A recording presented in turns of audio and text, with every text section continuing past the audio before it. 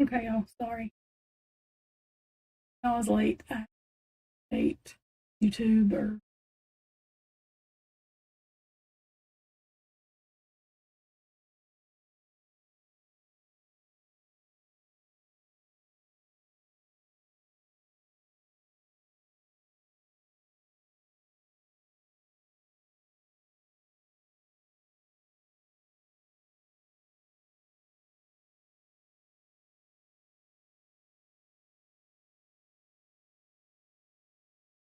Wiz, you better be in here. I've been bitching all morning. Want me to do something? Well, I'm doing it. Okay, y'all, my voice is horrible because I had tubes in my throat yesterday. And they did that thing sound. It.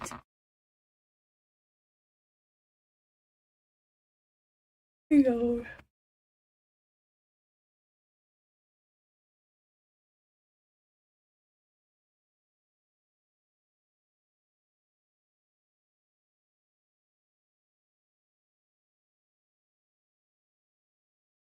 Wanted to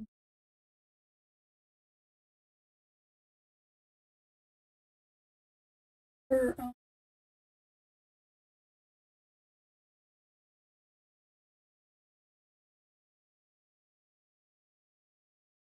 Ethan's parents too, but I wanted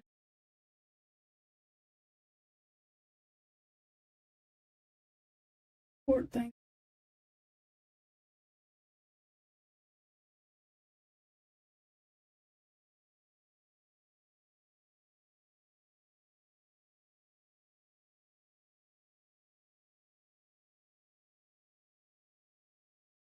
He signed into this stupid YouTube.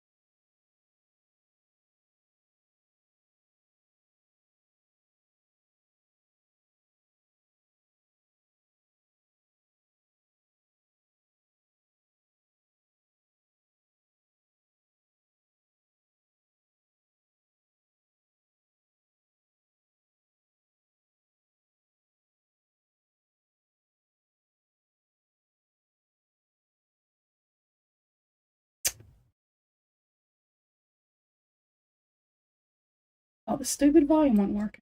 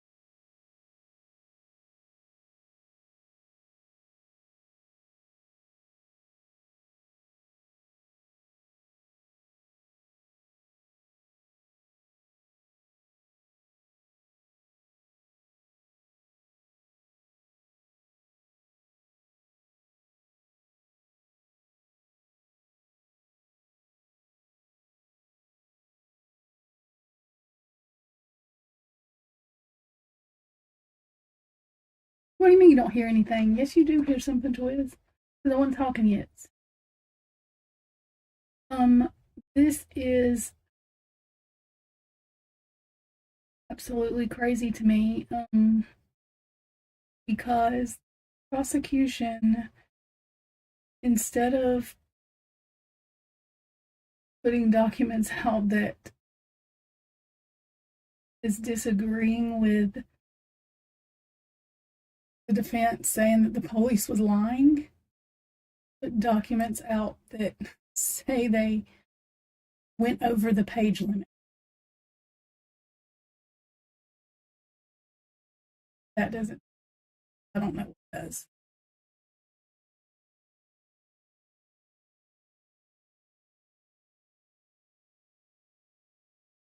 Called to me. This is the second one. This is, the first one was, no, this is,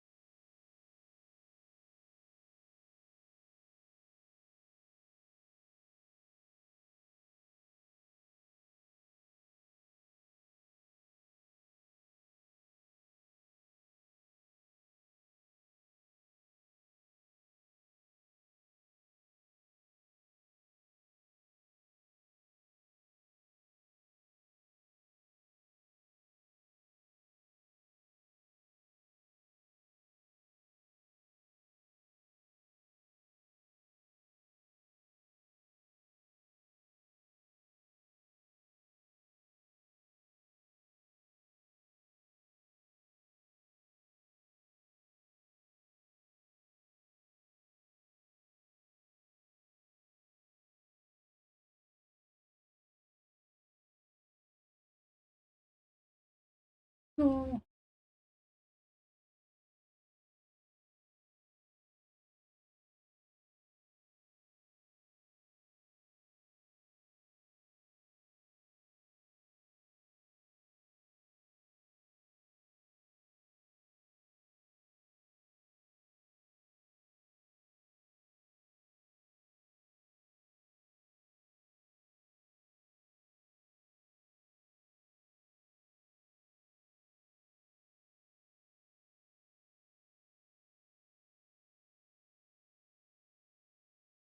so the prosecution put in something, I'm not looking at that because there was too many pages for motion.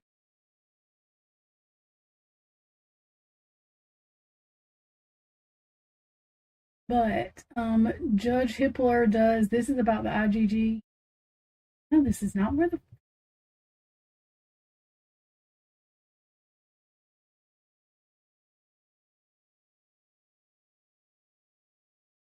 oh,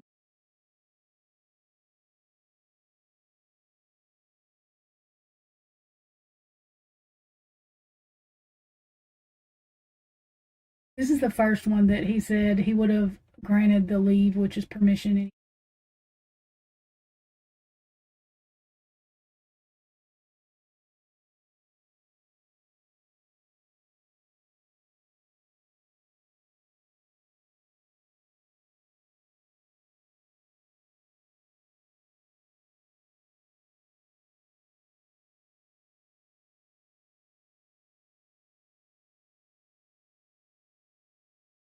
Okay, I'll do this one more.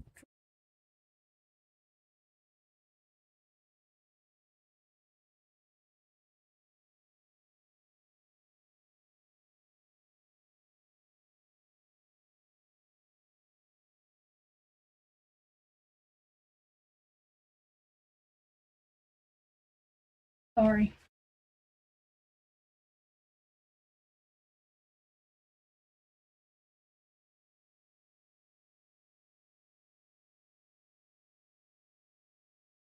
My,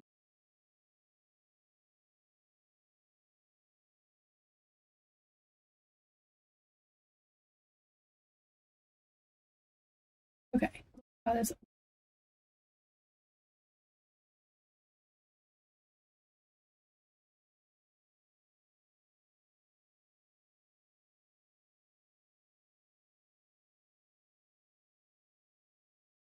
So this is the motion for the memoranda, which is, it talks about IGG in this.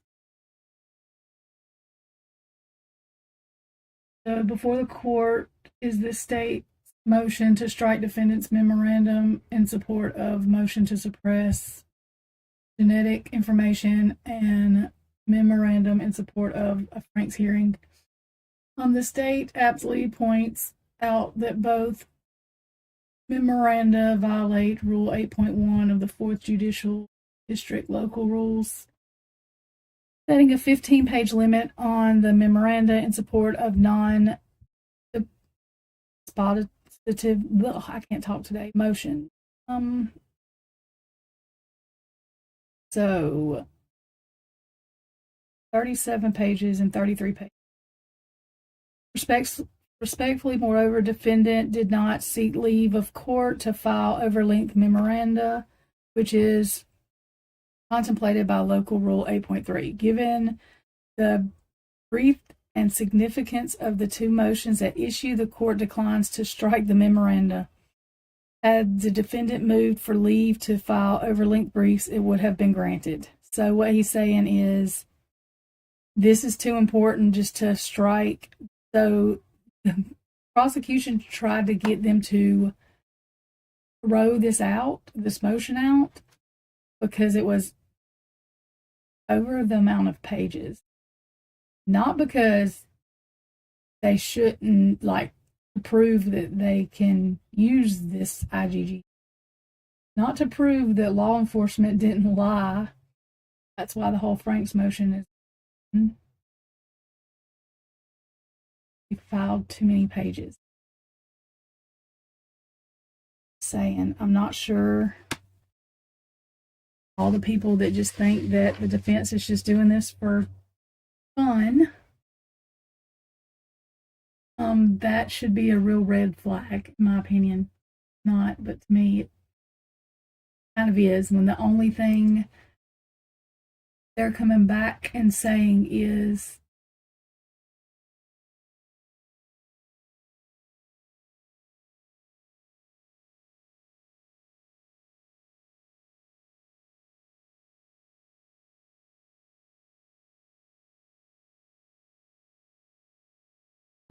the only thing they're coming back and saying is there's too many pages. Weird to me. So is that all they're going to do to fight this? That's scary. And people should be really concerned with what's going on. I would be.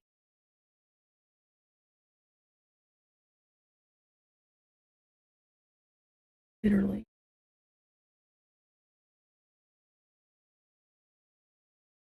And I checked, and there's no other. Not law enforcement didn't lie. Here's the proof they didn't lie. So this is going to be a disaster for the people that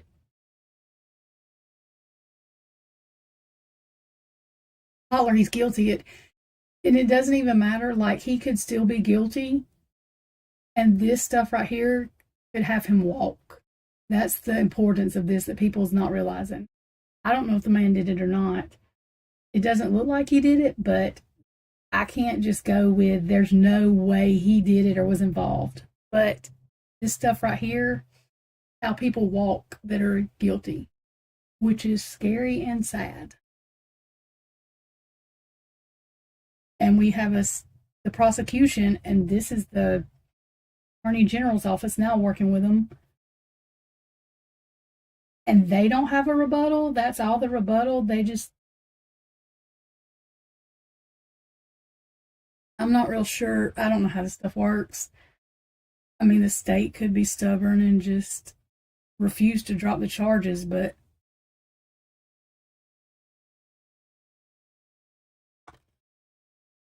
I don't know if the judge can step in and say there's not enough evidence, like, we're not doing this. But Idaho people, I would be paying attention because it's tax money. They've got all these exhibits that they're taking to court, or that they not be taking to court. And when the state doesn't, I mean, the judge has got to be looking at that too. The state doesn't have a rebuttal at all, except that there's too many pages. And that's how they wanted to have this thrown out.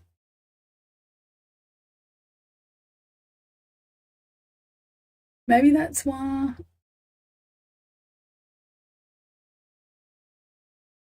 I don't know. Like, because the word exonerate means what it means, which is to, I don't know if it means to be charged. I can't remember. It means to be like, maybe, I think what he was saying by it was he's been accused of this crime, but he's going to show that he was elsewhere, or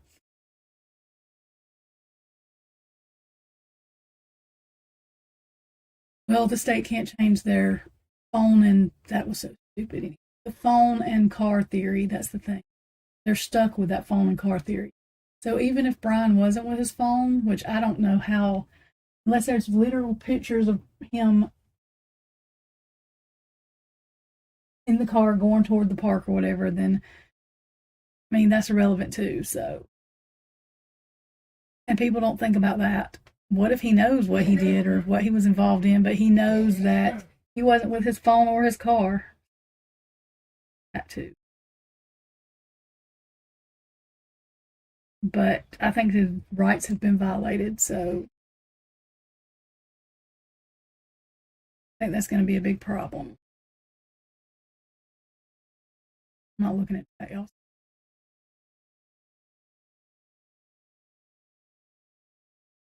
This up. Hang on.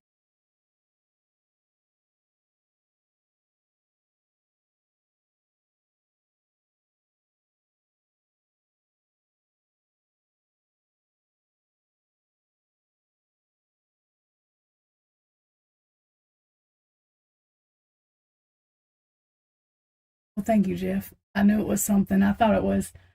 Somebody had said, and I didn't look it up, and I didn't feel like looking it up because I was being lazy, but somebody had said that it was something about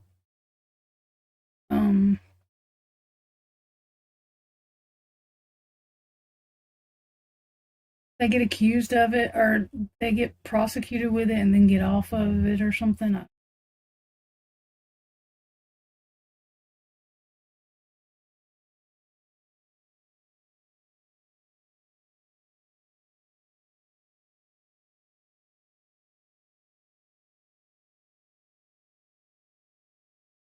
Was,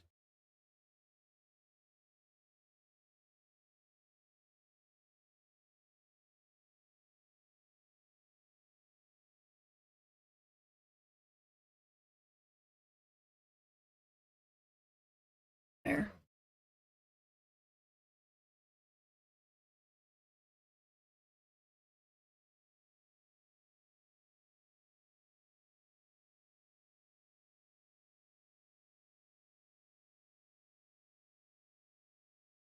Yeah, the police were in a white car too.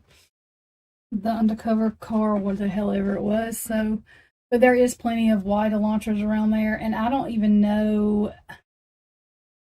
I don't even know if the thing is the year Lana was going over something saying that the FBI basically is sticking with the year they stated to begin with. So if that's the case too, I mean the state's going to look stupid because Bryan Kohberger's car is a whole different year. So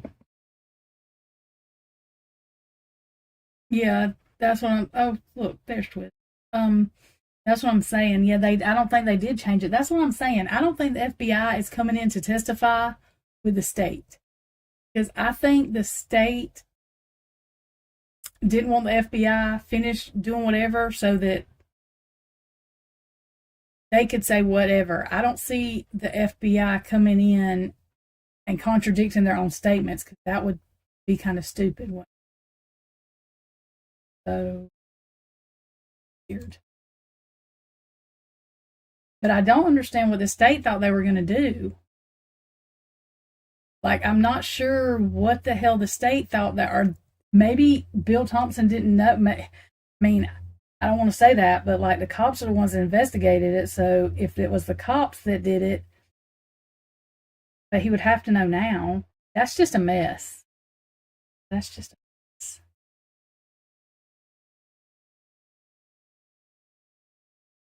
And I'm wondering if the FBI didn't like look into Brian and then say, we're not going further with federal charges because don't use this because he's not the one. It's not his car. It's not whatever. And they just went ahead and did it anyway because of the school. And that's what I'm thinking.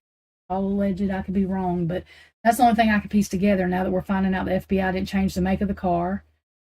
And that balance guy usually testifies. He's testified in the Lori Vallow or Chad Daybell case, and there's another one I watched him testify on. I don't think that man's coming to testify on that cast either. And he usually does testify, so I don't know how the judge does that. I don't even know if he can say, hey, is the FBI going to come to testify? Because if he finds out they're not going to testify, then that's a red flag too. So it's all weird to me.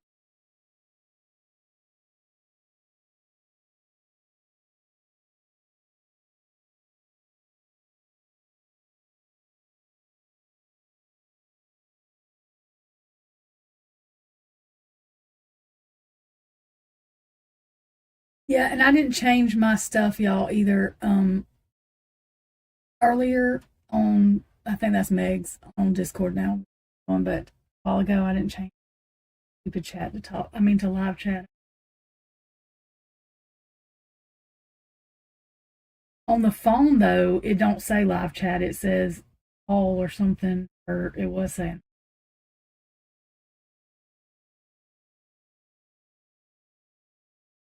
My voice is so.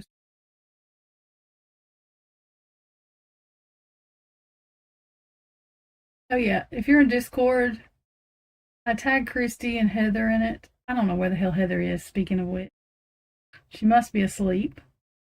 Hey Cassidy. Oh, it changed. Anyways, in Discord we're playing. I don't know whether you want to call it Hangman or Find the Letter. Christy, you can put the letters and the blanks in there. There's one letter I put.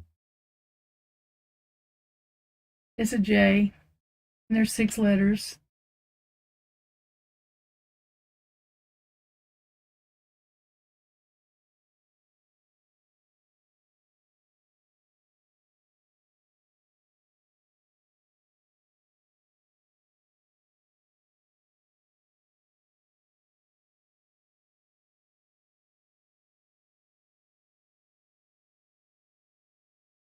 Glad Twiz is here. He talked to me yesterday. The only reason is because I've been sick, so such a good friend. That's why I didn't do a live Saturday, y'all. Sorry. I've got to give Christy my information. She was at the store. Messages go in my YouTube and fix the chat. I mean the live, but it's all good. Hang me? Yeah. What is it? FAFO?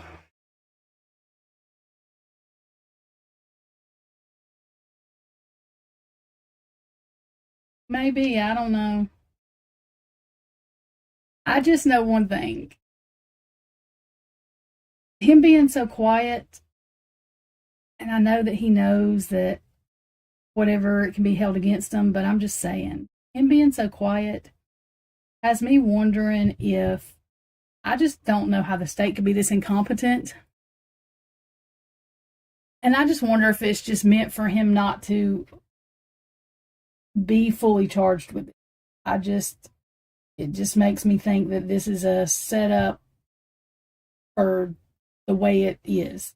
Because I do not know the stuff that law enforcement did in Idaho, and I understand that they don't usually do murders or whatever, but the stuff that they did is absolutely,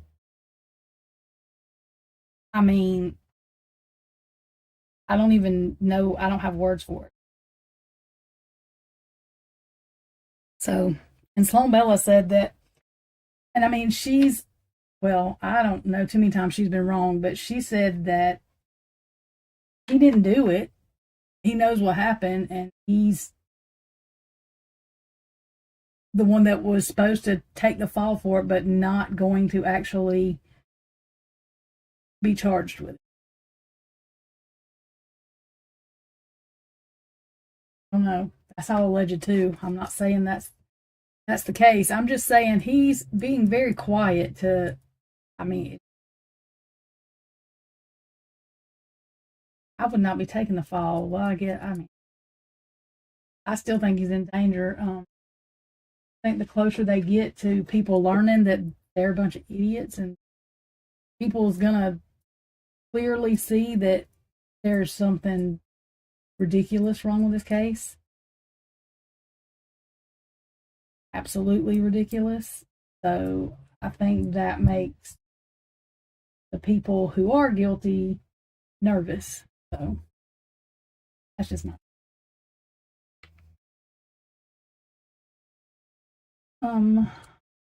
okay, yeah, we're going stuff next door.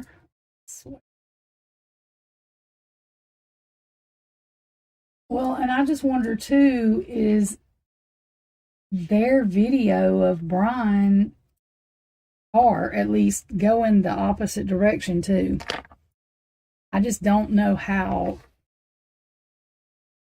I don't know how this court stuff works. I guess you can take it to court. I mean, you don't have to have DNA. I mean, but at least in the Richard Allen case, and I don't know that I don't think I think it's another one of those that he may know something or people that are involved in the organization, but I don't think he did that to the girls. But they had a sketch and it wasn't just eyebrows, even though it looks nothing to me. But so most people that have doctrines and stuff are, I mean, I don't know how true this is. My mom always told me if people were that smart, they usually can't have smarts and common sense. Most of the time, that's why people think people with those doctrines and stuff are dumb, because they usually don't have much common sense. I really don't know anybody that smart that has a whole lot of common sense, and I would rather have common sense because I would off myself if I didn't.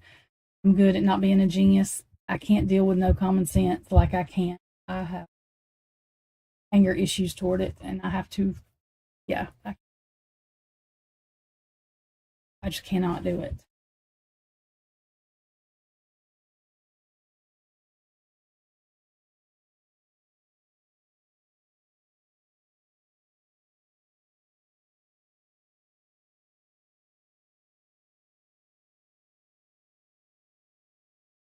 So, anyways, Christy, did you put the little things in there for the what we're calling it hang? Something funny. Honestly.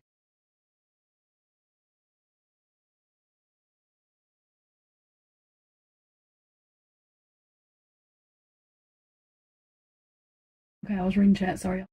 Okay, anyways, we're going to watch these with my picture. They've been that big because nobody needs to face that big. Okay. Oh, back to that now. My voice is so horrible. Oh my god. Getting on my own nerves. I'm getting on my okay. And my mind went blank.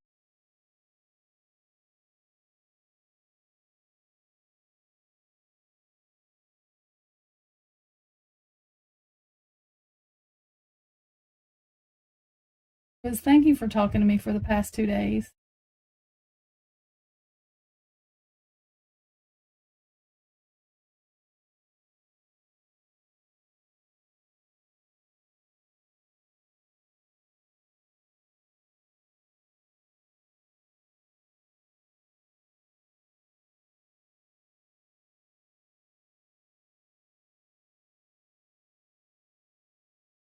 See, Aggie, Heather and Jennifer body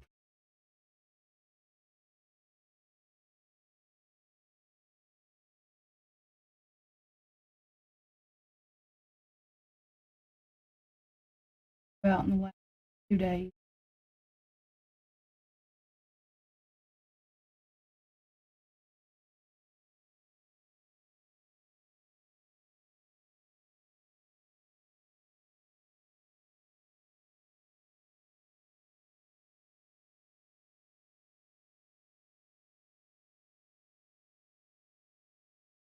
And I'm glad Kiki's friend is okay.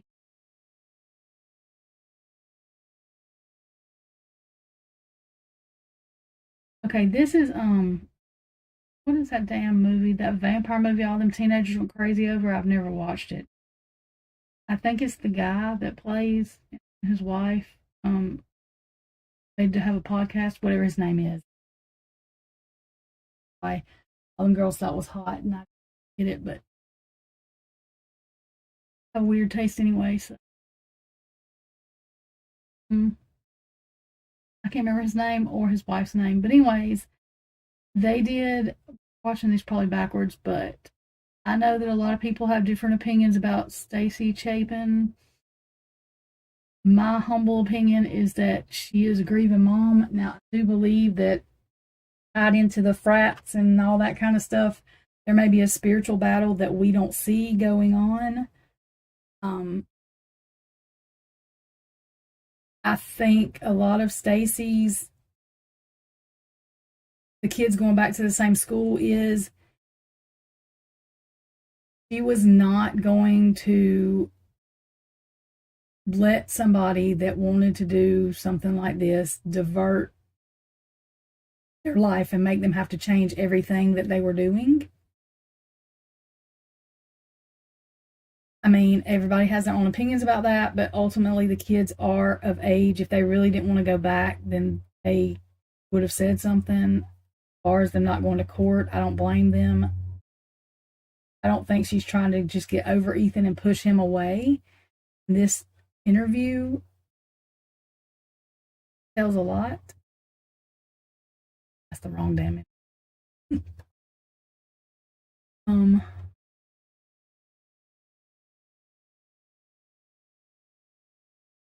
But I know some people watched this and was like, whatever, it made me cry because, I mean, she didn't talk people, that book she wrote, which is her kid. If she wants to make money, it doesn't matter. Like they have people literally donate stuff, money to them. They did GoFundMe's. She didn't want to take the money because they didn't need it. So she put it toward scholarships. And I do know they have a 33 with it, all this kind of stuff. And the devil's going to roam where the devil roams, and that's how it works. But the scholarship is not just for universities. She explains that in interviews we're going to watch too. It is for people that are going to cosmetology school, air conditioner school. She said it doesn't matter because Ethan wouldn't have minded. So the basis upon the scholarship is supposed to be doing good because Ethan, that was his personality. I do understand there are numbers tied to it. There's symbol stuff all in this case. King Queen Road, the 1122, the murders happened on the 13th, the 33, all of that. And all of that has to do, I believe, with the spiritual part of it from the frats and sororities. Like I said, people don't realize whether they know what they're conjugating in or not. You're still bringing it in, whether you realize it or not. And you don't always see a spiritual battle. I think what a lot of the tarot readers and stuff are picking up on, not that Stacy's evil, that there is a spiritual battle going on because she is tied to that. I do know that she likes green. Not everybody sees green as the way we see him. We're outside looking in. We have to remember that. Plus, she is still a victim. She is a mom that her son was taken out, so I think that we should cut a little slack. That's just my opinion. You don't have to.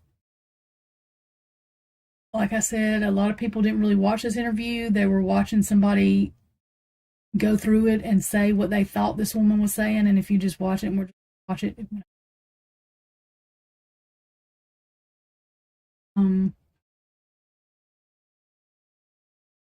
but you can see her emotion to me in this video.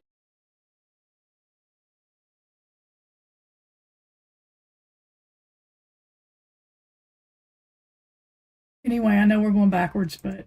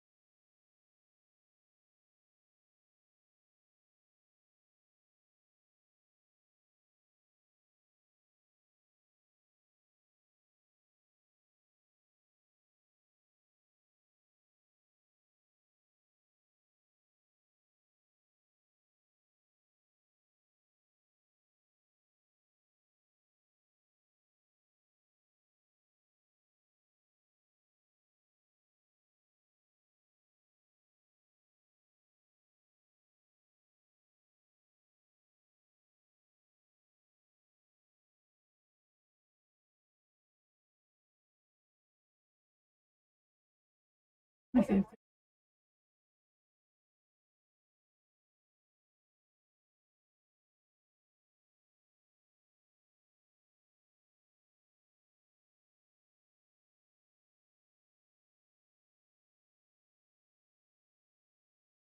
This is not playing.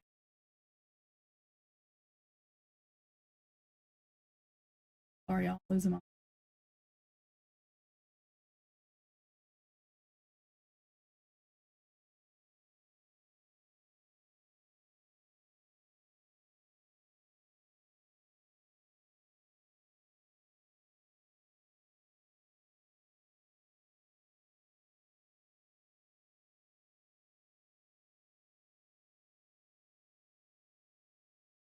We have breaking news in the murders of 4 Idaho college students. Wait a minute. This is pissing.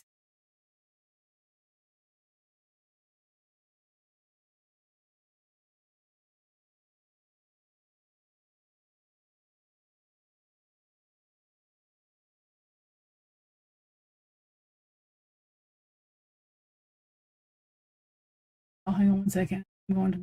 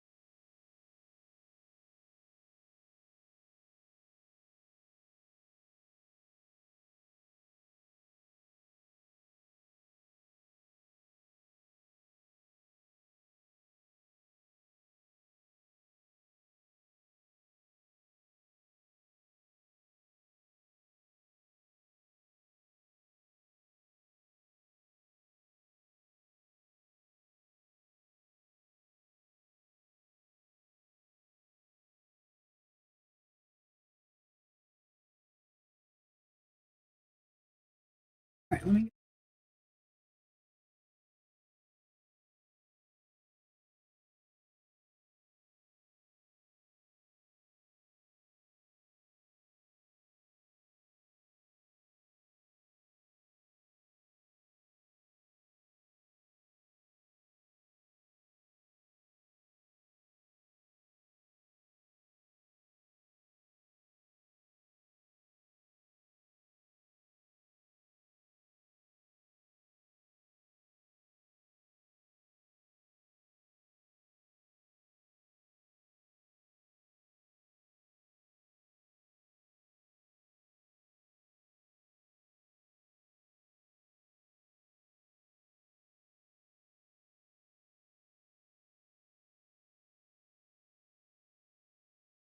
Hang on.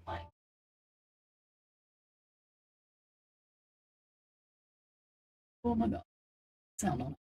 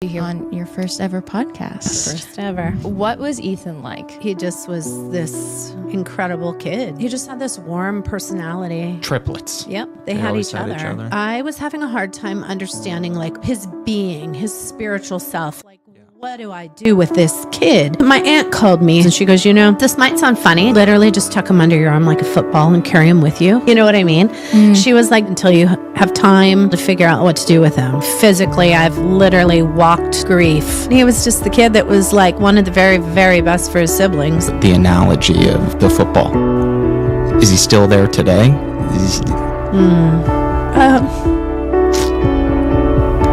Where is he? I'm not sure where he is. He's up in heaven somewhere. Absolutely. He's happy.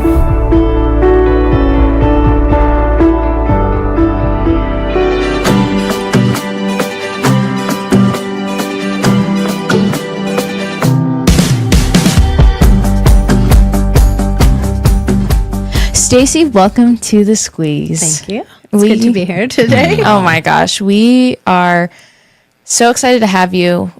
First of all, we want to say, we're so sorry for what you and your family have had to endure over the past year and a half, but we are so thankful and honored to have you here with us, sharing not only your family story, but Ethan's story on your first ever podcast. First ever. Oh, we're honored. Yeah. I know we've been like about doing this for a year, a while. Actually, because it was a year ago. I was like, I'm just not prepared to do that. Yeah, so. Understandable. Yeah. Yeah. No, I think the timing was right. Yeah. No, finally. So we're excited to finally get to chat with you and everything. But I think Ethan is honestly just a great place for us to start the podcast. Yeah. Can you tell us and our lemon drops, who are our listeners, that's what that's what we call them. What was Ethan like? Ethan honestly was like everything that you see him in a photo. Right. I mean, of the three kids, because he was a triplet. I don't know if everybody knows that, but he was kind of the clown, but he was that way from the very beginning. Easygoing, kind. He always had his brother and sister, kind of top of mind. He just had this warm personality. He loved to give big hugs, but he had this momentous personality. I mean, or magnanimous, maybe that's a better word for him. You just kind of loved being in a room with him. And I think of all of the kids and people that have been kind of interviewed through this process, everybody kind of says the same thing. Yeah. He just made you feel welcome and you included. And I mean, it goes all the way back to like kindergarten. Yeah. We do this little spotlight on our social media of, talking about kids and people who have been impacted by Ethan's life, and it goes all the way back, to kids in like kindergarten that are just like, I mean, even the special needs kids, you know, just everybody was like, he's just like the greatest kid. He was the kid that was like, we're all going out to play on the playground. Everybody's included. I mean, you know, he was wonderful. And even, you know, as close as, you know, November 12th, he was his sister's date, you know, to a dance because he just was that kid. He, you know, this great, big, lovable, kind, you know, thoughtful. My husband, Jim, is always like, you know, he just kept us all in check. He was the one that could just be like, I don't know, you know, he's just the easiest. Yeah. He makes it actually, it's easy to talk about him because he just was this incredible kid. It's hard to understand why somebody like Ethan, you know, kind of isn't here anymore. I don't know how to say that, but Yeah. Yeah. it's tricky. Yeah. Yeah. No, that's a real way to put it. Right. I mean, For sure. Yeah. you know, Yeah. not that you wish it upon anybody, but, you know, a kid like Ethan has touched so many lives and so inclusive and kind. Such a and light to the world. Yeah. Yeah. Yeah. Yeah. No, it's the truth. Yeah. Was there like a little like mannerism or saying or something that he would do that like sticks out to you that you're like, that's Ethan? Totally. Okay, this is ridiculous, but when you're walking through the grocery store or somewhere and somebody like taps you on the shoulder to try to get you to turn around and look the opposite direction, like that was Ethan. Okay. Yeah. Do you know what I mean? That's He would me, be like, tink, tink, and I'd go, and he'd go, ha, gotcha, Mom. I mean, it was just, it was always just light and humorous. He was always a kid. He would walk into a room, and I'll tell you who I have said that he reminds me of is Kramer. Do you guys remember Kramer from? Yeah. From You know, he just, What is that from? the show. yeah. And he walks in the room and is just like, hey, everybody. Yay. Yeah. Ethan's here. What? Oh, Seinfeld? Yes. Oh, okay. Yes. Yes. I mean, yes. just, you know. Yeah. Right.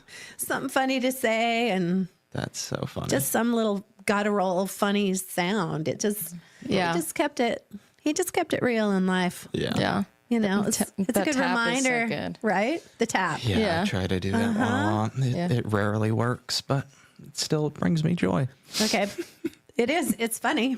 Yeah. And he could get me. He could get all of us. Yeah. Yeah. Oh, yes. I'm curious about this. And we were talking about it before, but triplets. Yep. What is it like raising triplets? I mean, that sounds like We're scared to do one. Yeah. So I can't imagine having to do three at man. once. You know, honestly, you guys, it's the greatest joy. It's it's an unconditional love that you probably have actually. I mean, it's one thing to like love your spouse but loving your kids, just you have to do it. It's amazing. But raising kids, raising triplets specifically, I always tell people, I wouldn't change it for the world, but I would not recommend it. Yeah. Okay. I mean, it took, we actually, you know, just Jim had to go to work. And so we hired I needed a second set of hands, and it was a little bit like kind of a factory. I mean, they were in the neonatal facility for 20 days and then came home, and it's just literally this like feed. The future is not just going to happen. You have to make it.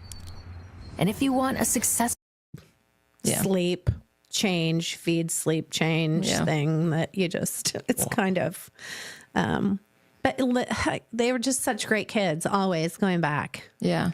You know, such camaraderie, I'm sure. Amazing. Like just having each other. Yeah. You know, people are always like, you know, surely they, you know, I mean, there was always little sibling things, but they just got along so well. Yeah. We always said in our home, even like going through like, you know, kindergarten through 8th grade or whatever, our kids didn't need friends the same way that other kids need friends. Because at the end of the day, you know, they kind of, you know, they had each other. They always had each other. Yeah. Really sweet. They just, and you can raise your kids to be that way. Yeah. Kind of protective of each other. Jim was always like, boys, that sister of yours.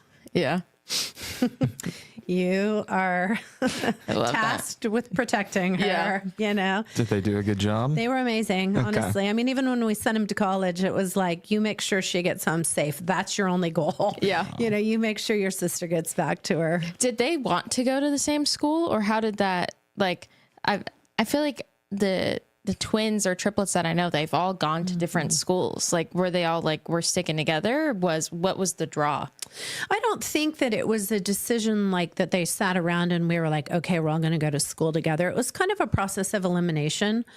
They wanted, you know, of course, you're putting 3 kids into college. And so Jim and I were like, I mean, and we had saved and saved. I mean, we wanted our kids to be able to graduate college and not have any debt. Yeah. And as a parenting tip, I would say, that was one of the best things we've done. Kind of in lieu of like Christmas presents, just send it to the 529 account, right? I mean, we don't need another toy in this house. Yeah. Right.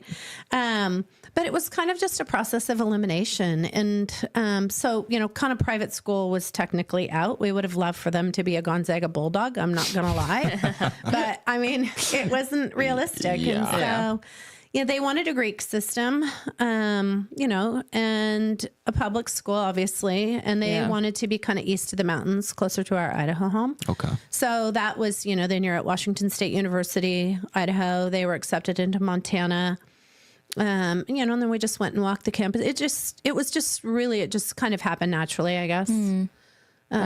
And it was wonderful as parents. I mean, like when they all decided that's where they were going, Jim and I were like, we have just become the proudest Vandals on the planet. So, the Idaho Vandals. So, I mean, you know. Yeah. So, Dang. yeah. That's got to be nice walking into, campus with your like 2 peeps. Cause like, I'm sure like, I didn't really get to do it, but I'm sure like showing up for college, you know, for the first day is intimidating and scary. And it was amazing for them. Yeah, I mean, they were really just, it was amazing.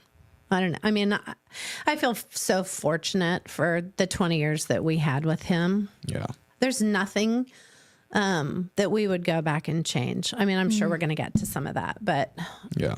I would go back and actually do exactly what we did again, knowing the outcome. Wow. There's literally time. Time is your greatest commodity, Yeah.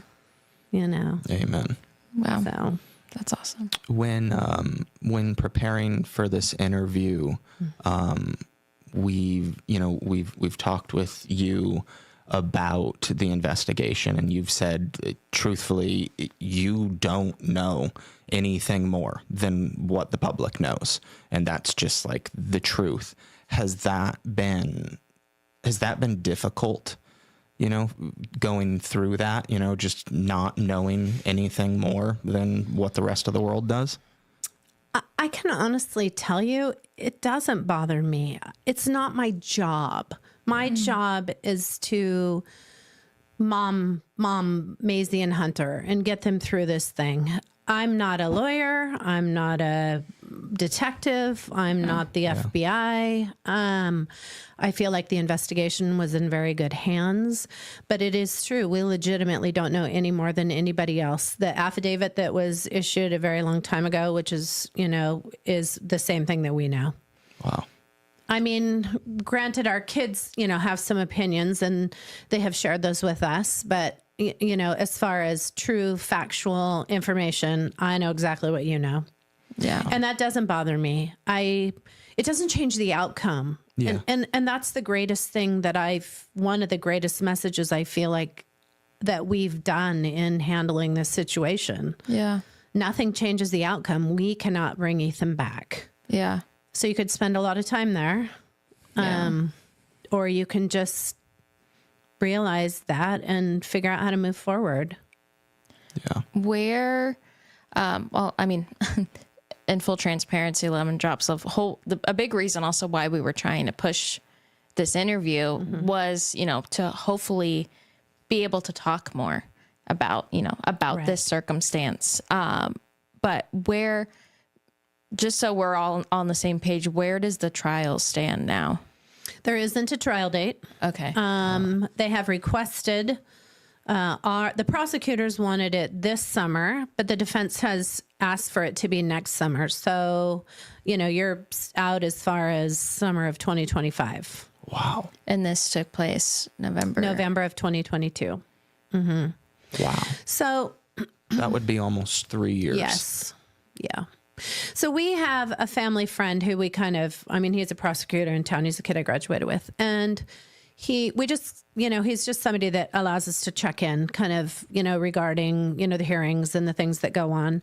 And he just is like, just settle in, Chapin family, because it's just going to be a long haul. It's just how this type of trial is going to go.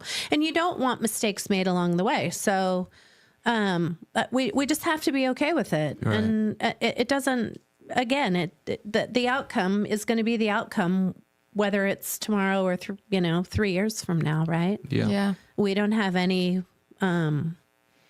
we can't change that part of it. And so you just really have to decide where you're going to spend your energy. And for our family personally, it isn't there. Yeah. Yeah. It's taking care of Maisie and Hunter. Yeah. Yeah. They are the priority one. And then it's figuring out also how to honor Ethan, Yeah. and carry him forward with us, kind of his memory. Yeah. And that's where we spend all of our time. Yeah. That's evident that Yeah. you guys do that. Yeah. Will you attend the trial when it finally happens? No, Will anyone from your family? I don't think so. That is met with some criticism. Starting today, anyone can monetize with ads. As part of the all-new Beehive ad network, thousands. And that's Social just crazy. media is, Yeah. my little PSA is that, the true crime nation is shocking. But at the heart of every true crime situation is a family like mine. I mean, that is my PSA. And it is, we do read it and watch it and take the high road not to comment on it. But it is shocking what people have to say. Yeah. And the opinions that they have. And honestly, I've never responded, and I want to sometimes, but if I were, I would be like, if you're actually saying that, then you did not know Ethan, because he is just such a good soul. Yeah. It's just crazy to me because you know how people say, like, nobody should judge, parents on how they raise their children, right? Because you don't know the children. You don't live that life every day. So, putting judgment on how people raise their kids is like, why are you doing that? Yeah. Like, you have no place to stand with that. Now you want to say, like, on how a parent should mourn their child, you feel like you have any place to, like, that is a decision that you and your family are the only people on earth that know how, what is best for you and your family. Right. So that's just, I'm sorry that you even have to, like, hear opinions, because that doesn't matter. Right. And I guess I would answer that question with a question, which isn't a great way to answer a question. But what do we stand to gain by being there? Yeah. I mean, Yeah. So you kind of have pain. this, right. Yeah. I don't reliving it all again. it's going to happen anyways, right? It's going to be out there in the media world. And I just, unless for some reason, we have to be there, I just think that we'll just keep living our life. Not everybody feels that way about it, and that's okay.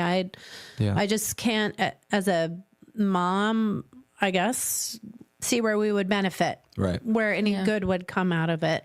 It's such a, I don't think strong is the right word, but and mature isn't either, but it's just, I'm in awe that you guys are like that, in that you are able to kind of just put yourself, like, over the situation. Like, I would be so bitter and hold so much anger. And the fact that you're able to be like, it can't change anything, and you're just like, I'm going to live my life and honor Ethan. But if I was angry, I mean, again, the only people that's going to hurt are Maisie and Hunter. Yeah. If mom is debilitated by anger, it just, again, I feel fortunate for the time that we had with him. I mean, God, would I love to have him back? That's a ridiculous question, right? But Jim and I tell this story of, and maybe you've seen me talk about it, but I think it's really important, is about March of 2023. So it was like 5 months, right? We'd put the kids back in school, and Jim and I had kind of gotten into a routine, if you will, of like getting up over morning coffee and, just trying to figure out how we're going to navigate, life in the day. And I was off, and there were lots of tears shed over morning coffee. But then one day we just realized that, we really only had two choices. And one was to just literally curl up and call it a day, which isn't an option, or, basically from this day forward, we're going to start putting the pieces back together. And literally from that day, we have done that. Get up, take a shower, take a walk, and we got to put the pieces back together here. Yeah. And I think that is something that I have heard people that it's resonated. Like, I didn't realize I had a choice. And, our circumstance obviously is extreme, I would say, but in your seasons of life, right? Things are going to come into your life, and you're going to have to go, I kind of have a choice here. I either need to. Yeah. It's inspiring. Right. Call it a day, or put the pieces back together and find the most positive things we can out of it. Such good advice. Right? It's so inspiring that like what you guys truly went through and are still going through the unimaginable. And for me, like it's a good reminder for me to be like, hey, like, I still have my loved ones here. Like what do I like? I'm going to get up and I'm going to do this day because people like you are still doing it and doing it with such grace. And very inspirational. I mean, we have said, you just have to get up and be the best version of you. Yeah. I mean, go take a walk and get after it. Yeah. Yeah. Yeah. Okay, you guys, don't skip over this ad because this product is something that I have been implementing into my daily routine, and I was great with the squeeze. If you're like me and you like getting paid to give your opinion, then go to beforthright.com. Sign up and Forthright will send you. And I was grieving that, but that's a whole other topic. But there is really no like handbook on how to process grief and what that really looks like. What has your journey been with it? That's a tough question. Honestly, I mean, you're just handed this situation that is really hard. And I think for me, helping myself through grief, well, one, I would say literally physically, I've literally walked grief to the ends of. I remember one day I was out walking and I had my dog with me, and I was kind of on this gravel road, and I was crying so hard, and I happened upon this woman, and she was like, "Do you need me to call 911?" No way. Yeah, like, do I need to call help for you? Oh. And I was like, "It's okay. You have to understand, you don't get into explaining it or anything." Yeah. I'm like, "I'm okay. I just am just processing something." And, in this little town we live in, my father, who has passed away, there's like a memorial bench. And I would find myself walking at all hours, sometimes in the middle of the night. And I just would walk down and I'd sit on his bench. I mean, I loved my dad. And I would just be like, "Pops, I don't know how he got here, man." Yeah. So, I mean, it was just time.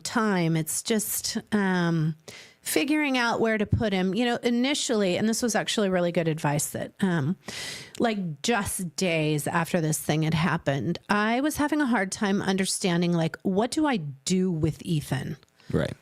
Obviously not his physical self, but his presence and the fact that he was here yesterday and not today. I mean, his being, his spiritual self, like, what do I do with this kid?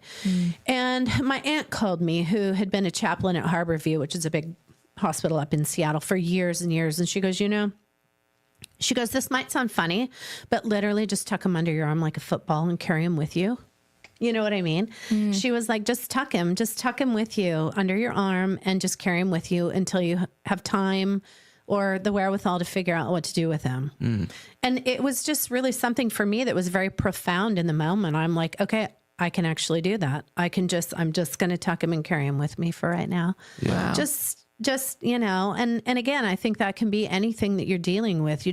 I don't think decisions or grief or anything has to be like, we can't qualify it or quantify it. Yeah. You just literally put it with you and take it with you, and, you process it as you go. Yeah. The second thing is, we have all had access to a psychiatrist that we've seen periodically. And again, I'm like, I cannot make sense of this.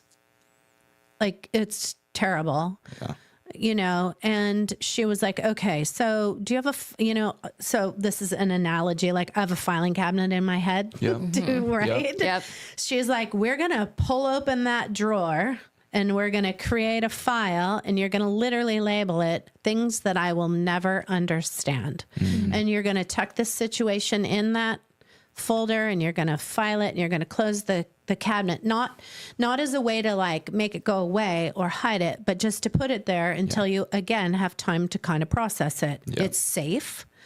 It's, put somewhere where you just, you can just tackle it later. And I think for me personally, I love talking about Ethan. It's all I have left of him. Yeah. That's a tricky subject. But it's this evolving thing. I'm incredibly thankful for the relationship I have with my husband. He's 1 in a million. I mean, that guy, so between the two of us, we have an incredible marriage, and that has been a huge piece of this because Wow. He leans on me and I lean on him on those days. And, we just get through it, sometimes, when I'm having a tough time, he literally will be like, Stace, we can't change this outcome. Wow. So, let's just keep moving forward on this thing, Yeah. I always feel better after I've talked to Maisie and Hunter, they call with some, story, but it's just, I guess my grief personally has been kind of an evolution of, we're a year and a half into this now. And, it's always going to be difficult, I think. But it does get a little bit, tiny bit easier every single day. Yeah. You just tuck it and, So, I mean, we've done a lot of really neat things in Ethan's memory. I wrote a children's book in the middle of the night one night. I mean, I'm like, okay, if the media can do it, I can do it better. I mean, We'll get to that one. Yeah. We'll get to that one for sure.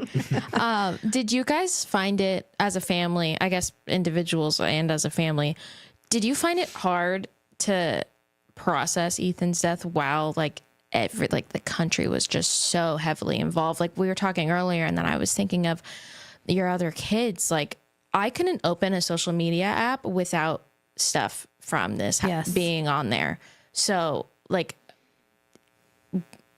I guess just it's not normal when you grieve someone. That's not normal. Yeah.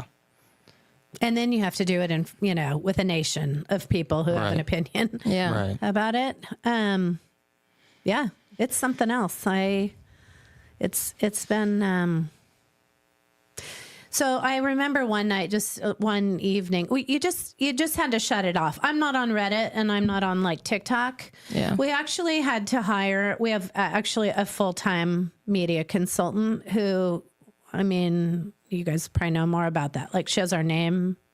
If somebody talks about us, it pops up, and she kind of manages all of that. And I just had to quit looking at it. I mean, I just, but I can remember one night Maisie was just like, oh my God, I have to turn TikTok off. It's shocking how much, and just how prevalent people are, how easy it is for people to have an opinion on this thing. It's amazing. Yeah. It has been a real lesson in honestly taking the high road. Yeah. It isn't going to do you any good to argue with anybody on social media, right? I mean, so we just did it. We just did it. Jim isn't on social media at all, so he actually hasn't seen any of it. And so I'd be like, Jim, you need to know this. Yeah. He's like, I'm actually better off not knowing it.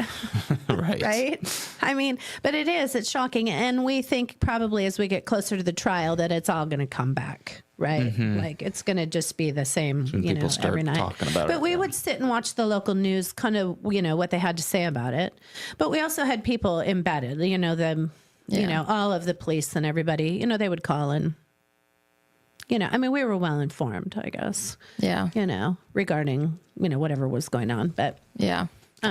I would imagine that like this social media and just like the news and people talking about it, I would imagine that would be the most difficult for Maisie and Hunter. I mean, just being that age and like just the way that They probably, I mean, I don't know your children, but they're probably on the app if they're like other kids their age, you know, making TikToks, posting on Instagram, Normal. doing the normal But you social can't media do thing. yeah, the kids actually aren't. I mean, I just was looking at their social media, and actually, the very last post that Hunter made was of he and his brother, and he has put nothing on social media since. Oh, wow.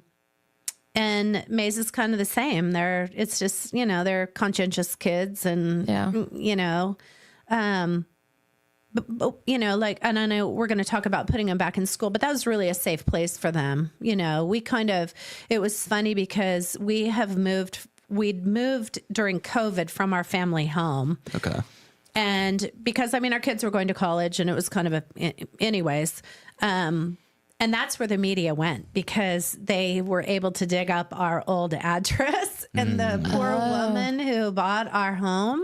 Oh gosh. You know, nobody came to find us way up in the woods of North Idaho, which, you know, we would go there for kind of some solace, I guess, if you will. And our other home is, you know, owned like by an LLC, so nobody could find us. But I mean, we're a regular family. I mean, you know, kids played soccer and sports, and it was, you know, we were just literally genuinely, and then all of a sudden we were the top news story in the nation. Yeah.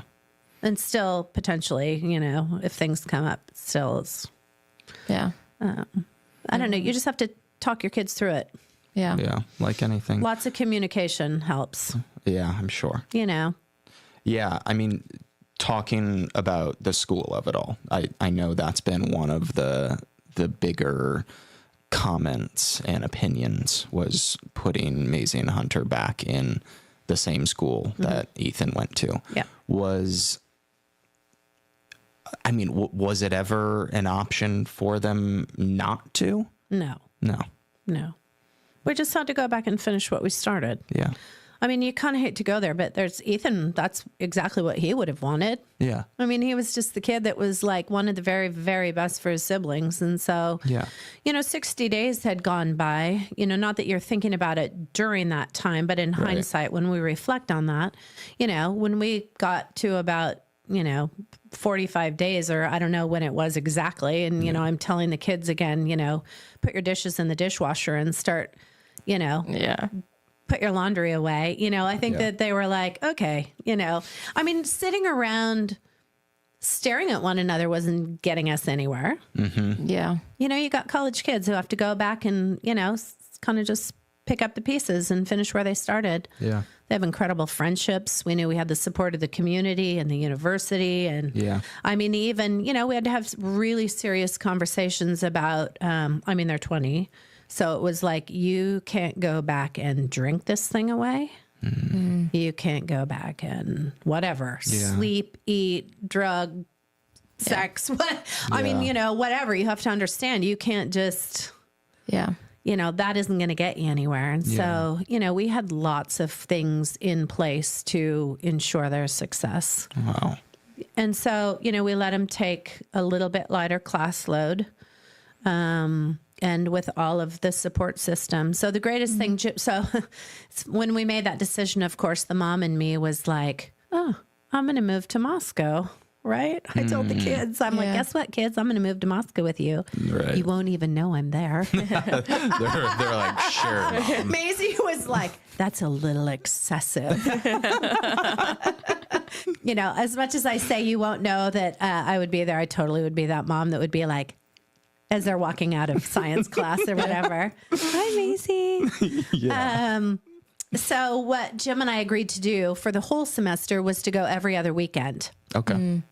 And we would get an Airbnb or something, and we would cook for all the kids and have them over. And it was literally, in hindsight, one of the greatest things that we did, because not only was it like eyes on our kids, but it also became a gauge, because as we got later into the semester, less kids would come. I mean, we would feed any kid that wanted to come and eat. And there was lots of kids there at the very beginning. And then by the end of it, you know, there would be less and less kids. Eventually, getting into springtime, one of the Maisie or Hunter called, and they were like, so we kind of have plans this weekend. And so I don't know if we would even see you if you came. And Jim and I were like, that's the greatest call that we've taken. Right. Because it was a moment where we were like, the kids are going to be okay. Yeah. They're back in the system, doing social things, and, you know, it was a wonderful gauge for us. We were like, okay. Wow. We're going to be okay. That like got me emotional. Yeah. Wow. Yeah. That makes so much sense. I mean, it was wonderful, right? Yeah. I mean, yeah. Because that's all you could hope for and wish for. Oh my God. You know, every single day still, you know, every little plus is like, okay, we're going to be okay. Yeah. Yeah. You know. Yeah. Even the smallest of things. I'm sure. You know, Maze can call and be like, you know, yesterday she had some plans last night, and I'm like, okay, that does my heart good. Yeah. You know? Yeah. So. For sure. Yeah. When it comes to grief, I myself haven't, luckily, but it's going to be difficult whenever I do all of a sudden have to deal with it. But I haven't had to deal with much grief in my life at all. Right. Like, I still have all of my grandparents. And I always wonder, you know, what do you say to somebody? Like, what's good to say to somebody that's going through, you know, that deep grief? And what do you not say? Is there, in your experience, is there anything that has been nice to hear and vice versa? Something that like is unhelpful? Have you been feeling sad most of the time, losing interest in things you once cared about? You may be experiencing these and other symptoms that are difficult to understand. These symptoms are worth exploring with a doctor. Learn more about major depressive disorder and a potential treatment option at managingdepression.us. Well, I mean, I don't, how do I want to answer that question?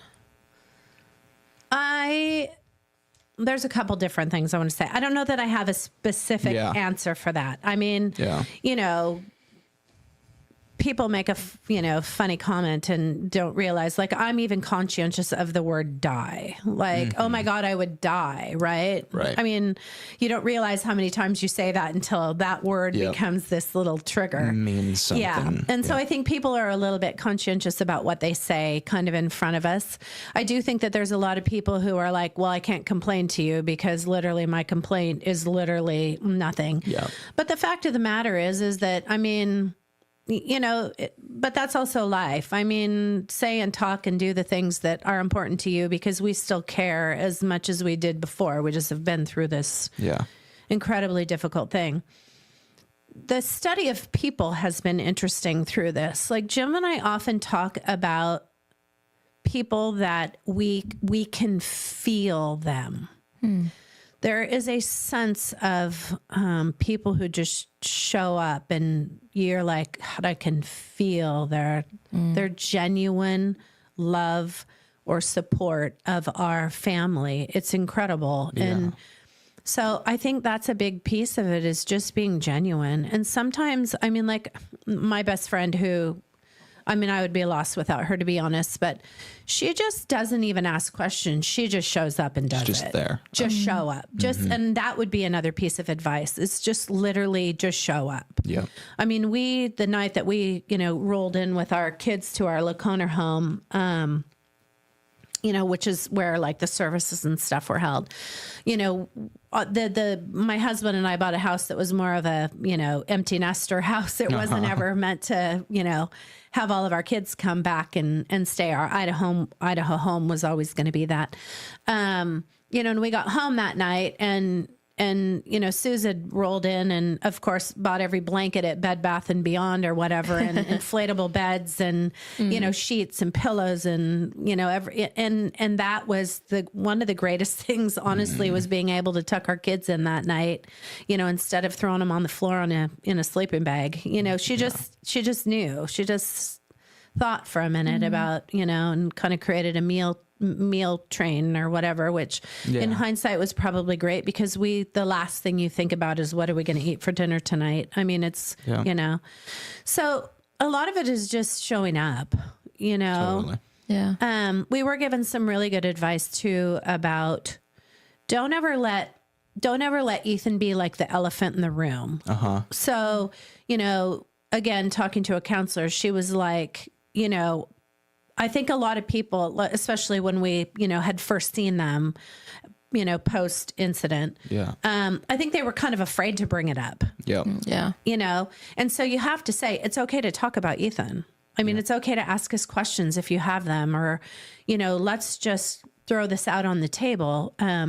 But also Jim and I are conscientious of, our friends or, people walking away from it and being like, oh my God, we have to go to the Chapins tonight. All they're going to do is talk about Ethan. I mean, also we don't want that to be the case either. Well, It's kind of a delicate balance. So we actually, now are very comfortable with saying, you're more than welcome to talk about Ethan. I mean, it's my greatest joy. Let's talk about Ethan. I mean, unless we're talking about Maisie and Hunter, right? Yeah. I mean, Yeah. and, if the conversation doesn't go that way, then that's okay too. But, it's also, it doesn't need to all be all about our situation, because everybody else's life is still, important and moving on. Yeah. So, yeah. If you are one of those people that can spot a too good to be true health hack from a mile away and read labels I love about these capsules, per have kind of chose to tackle your grief is by keeping Ethan's memory alive, by talking about him. Yeah. You guys do that one from your foundation, Ethan Smile, but also you wrote a book called The Boy Who Wore Blue. What made you decide to write this book? Honestly, initially, all of a sudden, I mean, you guys you have way more experience in this, but all of a sudden we were getting these notifications that, pretty well-known authors and producers and, these people that were going to tell these stories, or even, like 60 Minutes or something, Right. that type of thing, was going to tell these stories of these kids. And I was really struggling with the fact, why does somebody who doesn't know my son get to tell this story? Yeah. I mean, it was an issue for me. And so my friend sent me this notification of this author that was going to write the story. And I just, people... it's also, profiting off of our kid. I mean, it was really a hard thing, but we had to go get a lesson in, First Amendment rights in the media, and essentially they can, right?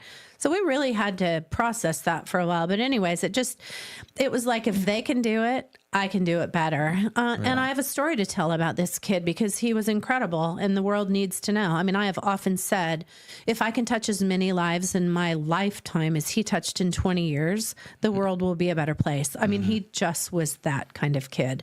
Wow. And the only thing that I can like equate it to is maybe a country music artist who goes through a breakup and then writes their greatest hit. I mean, I literally was like, I'm going to write my greatest hit right now. And it's the sweetest. The whole book is actually true. The story from beginning to end is true. I mean, it's literally basically a biography. Yeah. And the photos in it are all illustrations of real photos from our family. Oh, wow. Wow. So it was really, the message is just about this great kid, and just remember to be kind in your life. I mean, I love that you did that. I mean, it's just like, it's just true. Like, people can tell whatever story they want to, unfortunately, but the fact that you just... Right. I'm certain sitting here that you have all been on the receiving end of that piece of it. I mean, it's shocking. But not like that. That, your situation is so different and so much, more intimate and tender. So Fragile. Yeah. So I love that you did that. You're like, if anybody's going to tell my son's story, it's going to be me. Absolutely. Yeah. Yeah. And I'm a little bit mama bearish. I mean, you know, don't mess with my kids. Yeah. I mean, at this point. Yeah. So yeah, I just set out to do it. I wrote this. I happened to have one of my running partners years ago had opened a little boutique publishing company, and I called her, and she's oh, we can do this. Oh my gosh. Wow. Yeah. Oh, I love that. Yeah. And then she was like, but you need an illustrator. And I'm like, how do I find an illustrator? So I literally drove to Target. I mean, as any mom would do, right? And I wrote down illustrators' names of children's books standing in Target one day. Wow. Oh my gosh. I mean, how do you? And then did you reach out to one that you found like that? That's exactly. Wow. Yes. Yeah. Then I got on Amazon, and then I look at their social media pages, or, you know, and I just picked one, and our media person helped us. And she was like, so I have this client who's written this story, you know. Wow. She was like, I'm 100% in. I know it. I've seen it in the news. Wow. I would love to do that. That's awesome. That gave me chills. That's so cool that you literally went to Target and you were like just writing down all you get it done. What do you do? You get it done. I mean, I'm like, well, I need an illustrator, so I better find one. Yeah. I mean, and I you know, I don't have those connections. Right. You know? Yeah. That's so awesome, I just, though. yeah. It mattered to me. This story mattered. I am like, I'm going to figure out how to do this. Yeah. You know? In your way. Right. How I imagine how therapeutic was writing the book. It was really therapeutic. Okay. I mean, literally anytime I talk about him, you know, I'm one step better. I feel like, I mean, even today is a perfect example, right? I mean, I love talking about him. That's what I have left of him is, you know, being able to talk about, you know, who he was and the impact he had, you know, over 20 years. He was just, you know, he's just a great kid. Yeah. But I don't know. What did you ask me? Oh yeah, how therapeutic writing of the book was. Yeah, it was probably difficult too. Yeah, I mean, it was cathartic in ways that are. It was I mean, it was kind of wonderful. I would just sit and I just, you know, there were just pieces of the story that I had to make sure that, you know, even. You know, because at the same time that, you know, we sit here and we honor Ethan, I can never forget about Maisie and Hunter. So it has to be like equally, you know, so it also had to represent them well, you know, and I would send the cutest little illustrations of them and be like, oh my God, look at you in the book. And they were, you know, I mean, it's, you know, but it's good. Everything that we've done. But I wrote that a really long, I mean, probably over a year ago now. Wow. I mean, I just, That's so awesome. Where did the title come from? Oh yeah. Oh, that was his triplet color. Okay. Yeah. Okay. What were all their colors? Maisie was always in pink. Yeah. And Hunter was always green. Okay. Hunter green. Yeah. Cute. So he was the boy who wore blue. I mean, and he was always in blue. And so it's just, it made perfect sense that this, this whole thing would be. Now, selling a book is actually a very difficult. I don't even know the half. The fact that you even wrote a book, I don't even know how. I know, but like marketing a book is a whole different ball game. I think there's people out there that are like, oh, wow, but I just self-published it, which is... It's way harder than I ever imagined, to be honest. Geez. Yeah. Well, we'll leave a link for all of our lemon drops for you guys to go purchase this book. Yeah. It's sweet. Yeah. And then we created the foundation, which is actually the greatest. You know, you have to kind of sit around and think about, what are we going to do with this? I mean, I think there was a nation of people who wanted to help us. Yeah. And how do you help a family? And so oftentimes it was given kind of monetarily. I mean, all of a sudden, you know, there was a GoFundMe account and that made me feel weird. And, you know, we were like, what are we going to do with this? And so we just decided that, you know, the greatest gift that we gave our kids was the opportunity to get an education and to at least be able to, you know, have a job or something someday so that you can stand on your own 2 feet. Yeah. You know, and so we just decided, you know, follow any dream kind of. And so we just decided the best thing we could do in Ethan's memory is to create a foundation that allows kids to go follow their dreams, you know, and it you know, 4-year, 2-year tech. I mean, if your dream is to go be a bartender, then apply for a scholarship to go to bartending school. I mean, you know, anything that just allows you to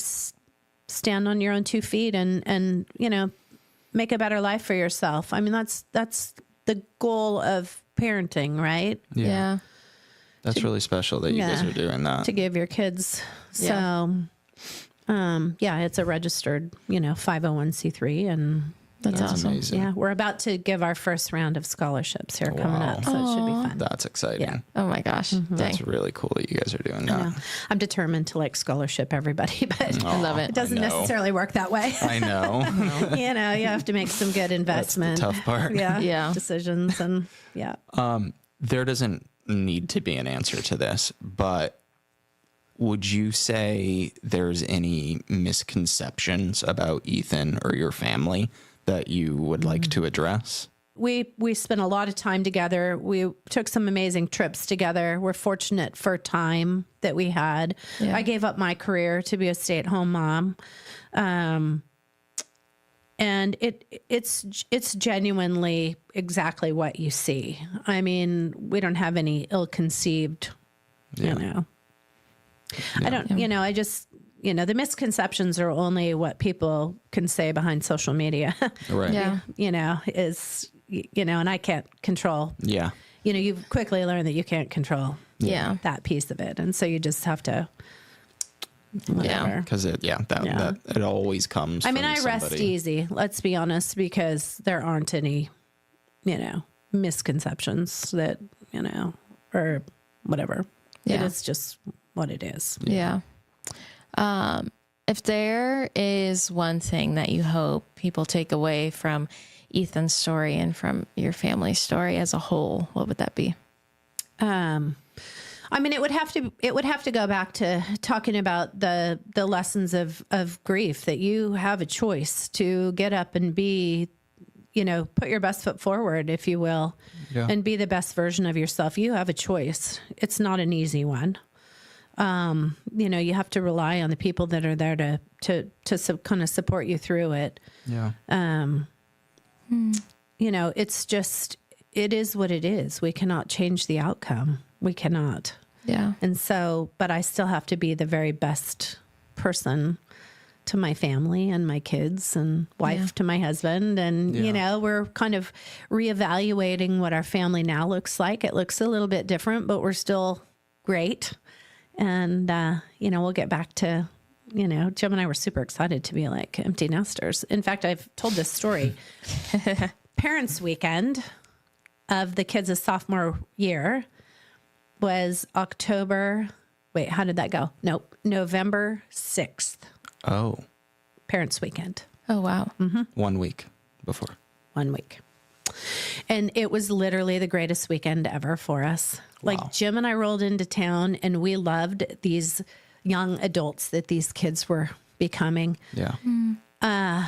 We drank mimosas and went to the football game and laughed. And we loved their friends and we loved the people that they were becoming.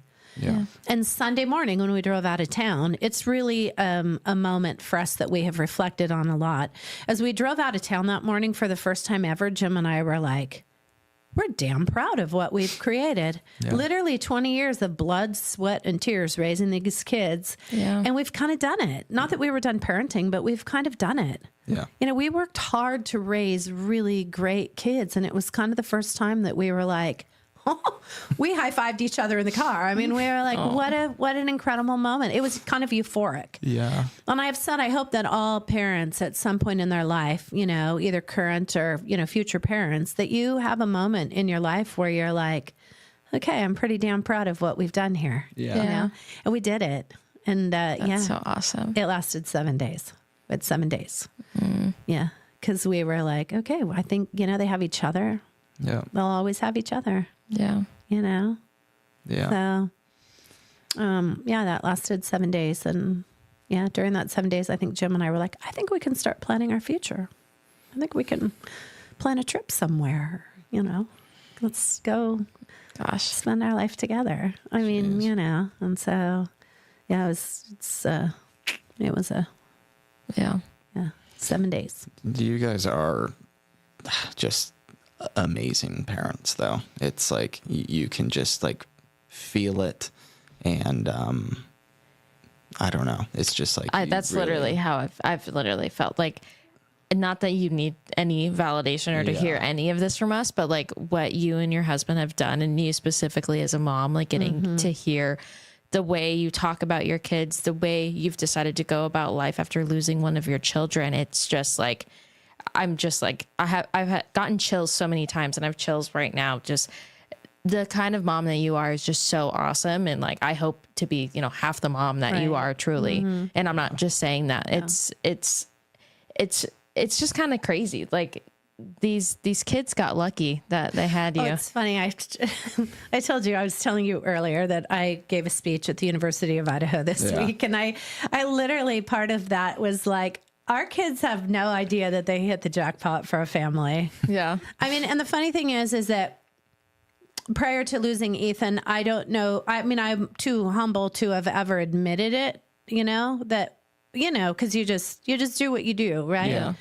Yeah. But in hindsight, the reason why I know that is because of the success of Maisie and Hunter. Yep. They are the true measure of our family and the strength of our foundation, because I think even now they know that they cannot fail. And, nor would I.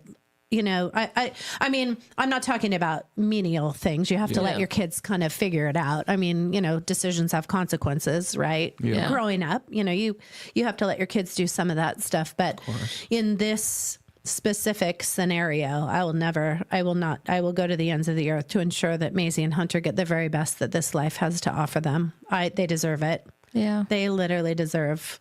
They've been to hell and back. I've often said, I can sit here and talk about what it's like to lose a child. I cannot put into words what it must be like for them as triplets. I mean, literally going back to womb mates, right? Yeah. Yeah. What it must be like for them to go through life. And he was the kind of, I would say, and I think that they would agree, he was kind of the dominant triplet. I mean, all things went through Ethan. He was the glue. He was the glue. Yes. Yeah. Yeah. Wow. Yeah. And it's tough for me right now, because the most important, I keep telling every time I talk to Maisie or Hunter separately on the phone, I'm like, Maisie's the only sister you have. I mean, it's the only kid, you guys only have each other now, and you have to figure out how to make this thing work. Right. Because all things went through Ethan, right? He would call and be like, let's all go. Right. Yeah. Let's go do this or let's go do that. And so I cannot imagine. We've just put in place all of the support that we think that they need to be successful in life. They have access to doctors and psychiatrists, and our family physician saw them every single week for 8 weeks, I guess, every Tuesday at 4:00. That is standing. You have to do what you have to do. Well, you're doing an amazing job. Thank you. Thank you. I have one last question before we do Lemon 7. You talked about the analogy of the football. Oh, yeah. And having Ethan right there under your arm. Mm-hmm. Is he still there today, or where is he? Do you still, I've not been asked that question. And it might make me, I've held myself together. Take your time. No. That's a good question. You just, because his physical being, it's funny. We tell this story of like what to do with him. Yeah. His physical, like his ashes, like we all wear him. We all had like custom jewelry made that they put a little tiny bit of, So, we just have done things like that. Where is he? He's in a good spot, right? Like, he's no longer under my arm. I don't have to carry. I can acknowledge that he's gone. We had an incredible, 20 years together. But, okay. Where is he? I'm not sure where he is. He's up in heaven somewhere. Absolutely. He's happy. Yeah. We're glad Xana's with him. We were fortunate to spend a summer with Xana. She was super sweet. Mm-hmm. We've kind of made it a policy to not talk about the other kids, because honestly, as a mom, I don't want anybody to talk about Ethan. Yeah. I feel very protective. Like I reserve the right to talk about my son. Yeah. And so, but we did. She was beautiful. It's weird. You just think whatever makes you comfortable, right, in the process. And so, the fact that they're together, that's wonderful. I don't know, you know. Yeah. That is an interesting question. I know. Yeah. No, right. At the time, I just didn't know what to do with him. But you go through this, you know, we're a year and a half out, and he, you know, his spirit is up there. It's funny. Jim and I were talking the other day, and I didn't realize that we were doing the same thing. But like, he drives a half hour to the warehouse where, you know, our work is, and I usually drive. My friend and I hired a trainer to work out, you know, because that's the only thing that motivates me to get out and do it, other than, you know, aside from walking the dog. Mm-hmm. And it's funny because we were just the other night, we were like, that 30 minutes that it takes us to drive to town is like 30 minutes that we just try to give to Ethan. Mm. You know, you play his favorite song or something that, you know, you just go there. You don't want to forget. Yeah. You know? Yeah. That's really beautiful. You know, you just give him a half an hour every day. We genuinely, you know, there's a couple of songs that are tough to get through.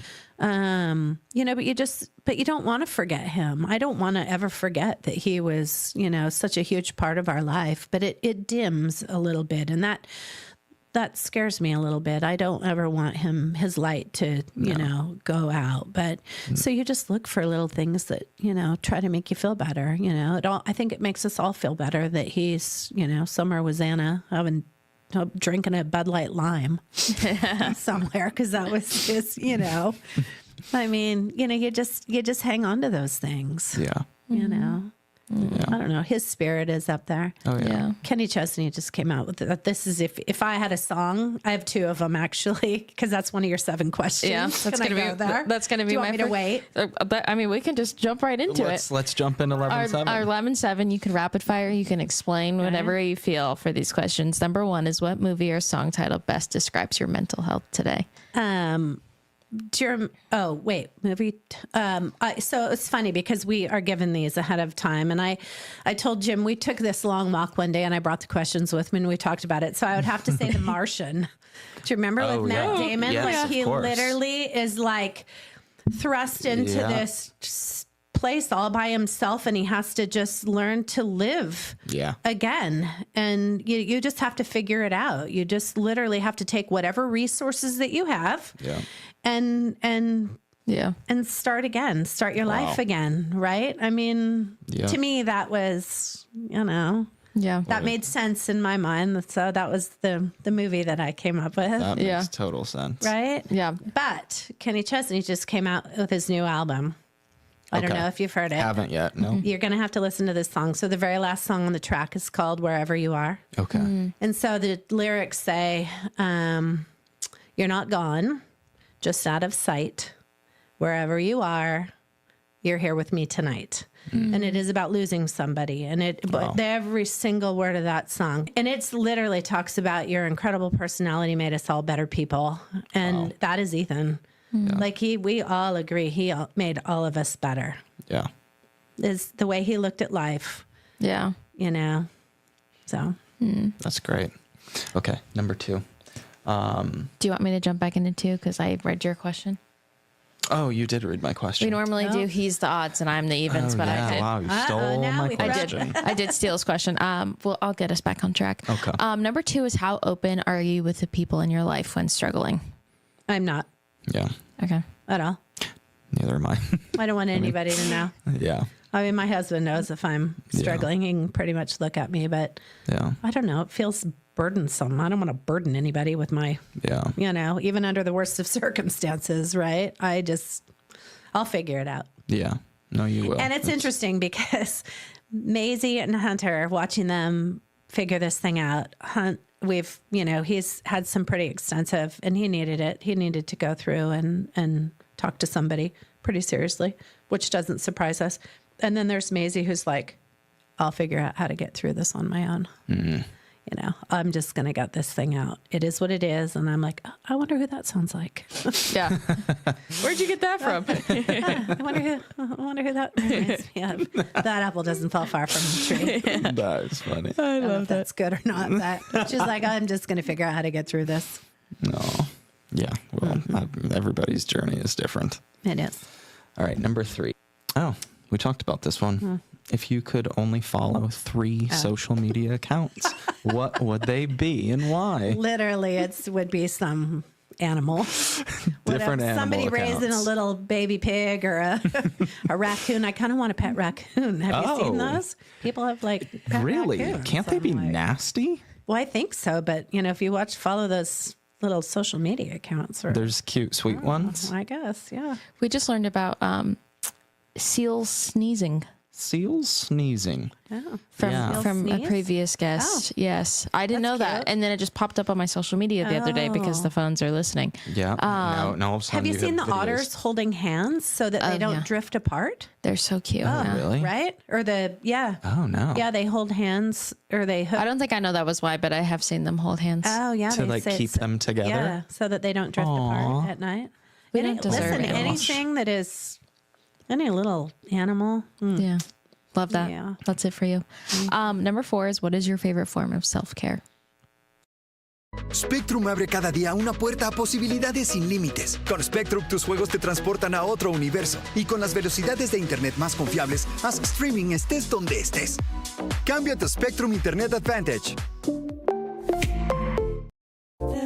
Find your next possibility on Cars.com. Where to next? Oh. It would have to probably be walking. I don't know. I got a massage last week. I mean, I try to be mindful of, it's important. I mean, I have to take care of myself in order to take care of Exactly. Yeah. I got 3 other people who live up here in my head. 3 people and a memory that I have to take very good care of, as the mom. Do you feel like you also don't have to answer this, but do you feel like when you're getting a massage or like when you're in a moment like that, do you actually feel like it's more helpful and you're able to relax, or do you feel like you start to go into your head? Yeah, I would say go into my head. Like, I'm better off just out walking it off. Right. When it's too listening still. to nature, or I don't know. Yeah. Because I even do that. It's like, you can't shut the mind off You in can't moments shut like the that. mind off, right? Yeah. Middle of the night is a tough one sometimes too, but Yeah. Okay. Number 5. What would you say is the most misunderstood thing about you? yeah, I honestly don't know. I asked my husband that. That's a great answer. I'm like, what? That's great. I mean, and you come across like that type of person, which is great because I'm you're just like, going to what tell you see you is what I what you think. get. That's exactly what it is. I mean, and it's funny because if somebody's like, could you give me an honest opinion on this? I'm like, do you really want an honest opinion? Because otherwise don't ask me, because I'm going to give you my honest opinion. Yes. I mean, No, I love that. Yeah. It just is what it is. I don't, This and is that's kind of how we raised our kids too. I mean, we were just like, honest communication, love is shown. It just, you can go a long ways, Yeah. sit down and have a conversation. Put your dumb phone down. So you can. I used to actually make them lock their phones up on my bedside table. Oh, wow. I love when my kids tell me something and I can call them back the next day and be like, so how did that go? Because what that tells your kid is that you were genuinely listening to them. Yeah. Yeah. Care about. Actually, one of the greatest things I did with Ethan, he was such a sports nut. I mean, I know you're a sports nut. He was a sports nut. We were Kansas City fans. Okay. Yeah. Okay. Yeah. And so I needed to be able to talk his love language. Yeah. And so I just downloaded all the sports apps, ESPN, you name it, so that I could call up and be like, oh my God, did you see how many points Klay Thompson made last night? And he was a big Klay Thompson fan because Klay Thompson went to Wazoo, to WSU. Okay. And man, Ethan, he just lived, breathed, slept sports. He just loved it, And so in order for me to be like, whatever Speaking the his language. trending topic was, I could That's a good mom right there. Right? Yeah. Yeah. And what was even better is if I could call him before he called me. I'm like, oh my God, did you see You that? got the news first. He'd be like, I just read that. I love when I get to do that to Taylor. It brings me so much joy. You do, because she wakes up before me. So you definitely always do that. I'll wake up and I haven't read the breaking massive news. Right. But I have a text from her going, oh, did you see blah, blah, blah Stephon got Diggs traded to the to Texans. blah, blah, blah. Oh, yes. Right? She loves being ESPN to me. I love it. But it's true. So funny. It's a good conversation, it's a great way to right? connect. It's the same thing for me and Ethan. I mean, that's awesome. You know, you just have to find the things that your kids love. It doesn't have to be what you love. It needs to be what your kids are interested in. You know? And so you spend a lot of time there. I mean, that's really special. You know, yeah, I love that. That's great. Number 6 is who has had the most positive impact on your mental health? Oh, easy. Jim. I mean, he knew I was even gonna. I'm like, you know, he knew I was gonna say that. But running in a hot second is our dog. That's Taylor too. I mean, honest to God, they're like right there, like neck and neck. Yeah, I would say. I mean, the dog is literally our sweetest Lolly is like coming in really close. Jim, watch your back. Really, he knows. Lolly's that way for both of us, but I don't know what we would do without that dog. Oh man, she's the sweetest. She's the sweetest girl. That's so special. Yeah, I love that. I love that. But it's good Jim. answer. We're so compatible. We're so simpatico, I guess, is probably about a word. I've had people actually say that to me. Like, you're simpatico. And it's like, it's been, I would never want to do this journey without him. I mean, I hate to say it. I wouldn't want to do that. Let's be honest. I don't want to do the journey. Yeah. But there is not an option. You know, grief is a heavy load to carry. Yeah. You know, but at the end of every day, I'm so thankful for that guy. Yeah. Holy. I mean, it's true. Yeah. And the dog. Yeah. There's a lot to be thankful for. Okay. Yeah. Last but not Genuinely. least, number 7. You can take this any direction that you want, but if you could go back to one moment in your life, what moment would that be, and what would you say to yourself? I don't know what I would say to myself, and it's not necessarily a moment, but it's a day. Okay. And just prior to sending our kids back to school their sophomore year, we have this home in North Idaho, and they all work at this Hills Resort, and you know, they'd been off playing. I mean, they literally get off work, jump in the boat, go for a surf, whatever. You know, you just didn't see them. They were coming and going. And just prior to them headed back to college, one day I'm like, well, I kind of want all that time with you kids. I declared one day only, 12 hours, Chapin family, nobody else.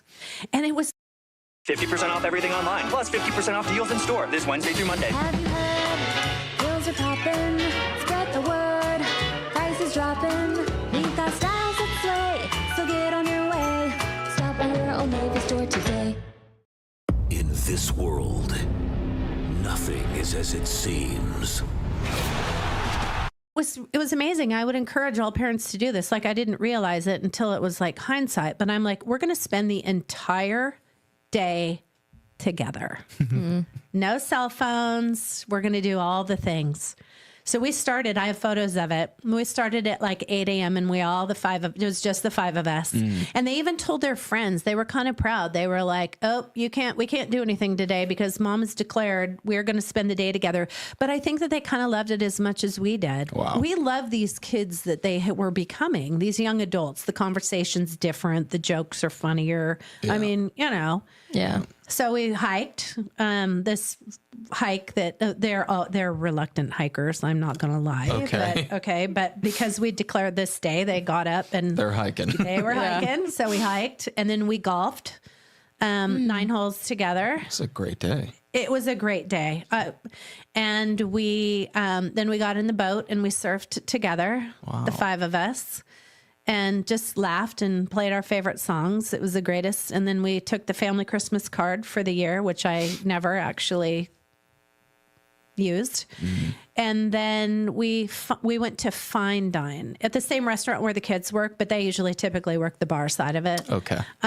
So we had Fine Dine that night, and the 5 of us sat out, and it was cute. I mean, their friends were like, "Oh, nope, we know we can't do anything with the Chapins today because it's Chapin Family Day." And I would go back to that day. Wow. Time and time and time again. It was the greatest day. It was the greatest. Maybe it was 14 hours.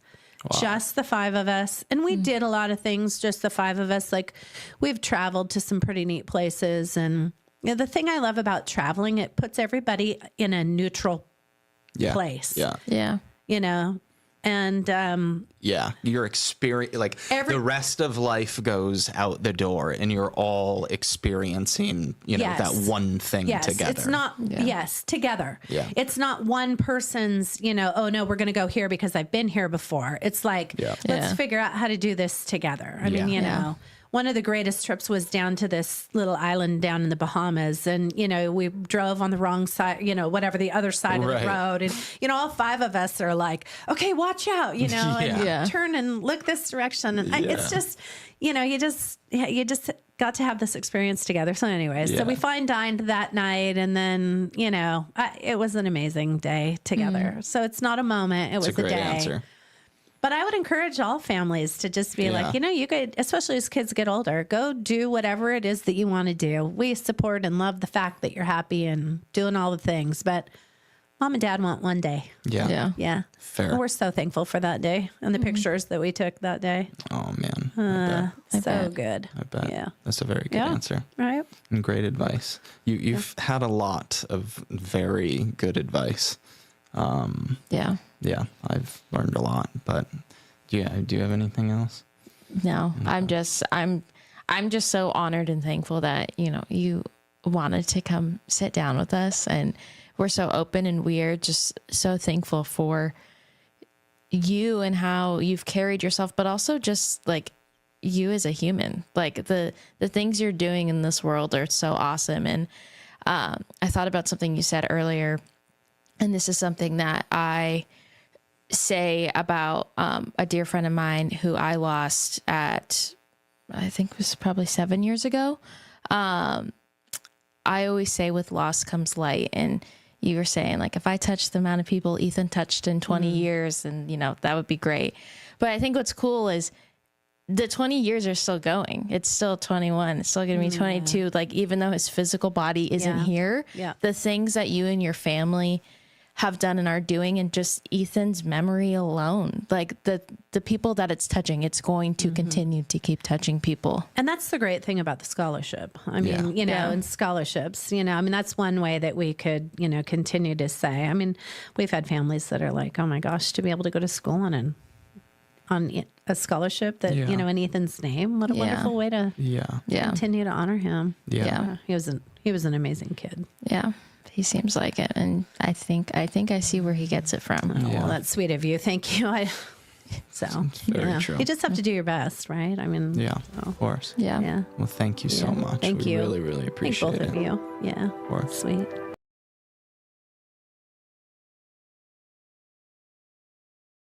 Okay.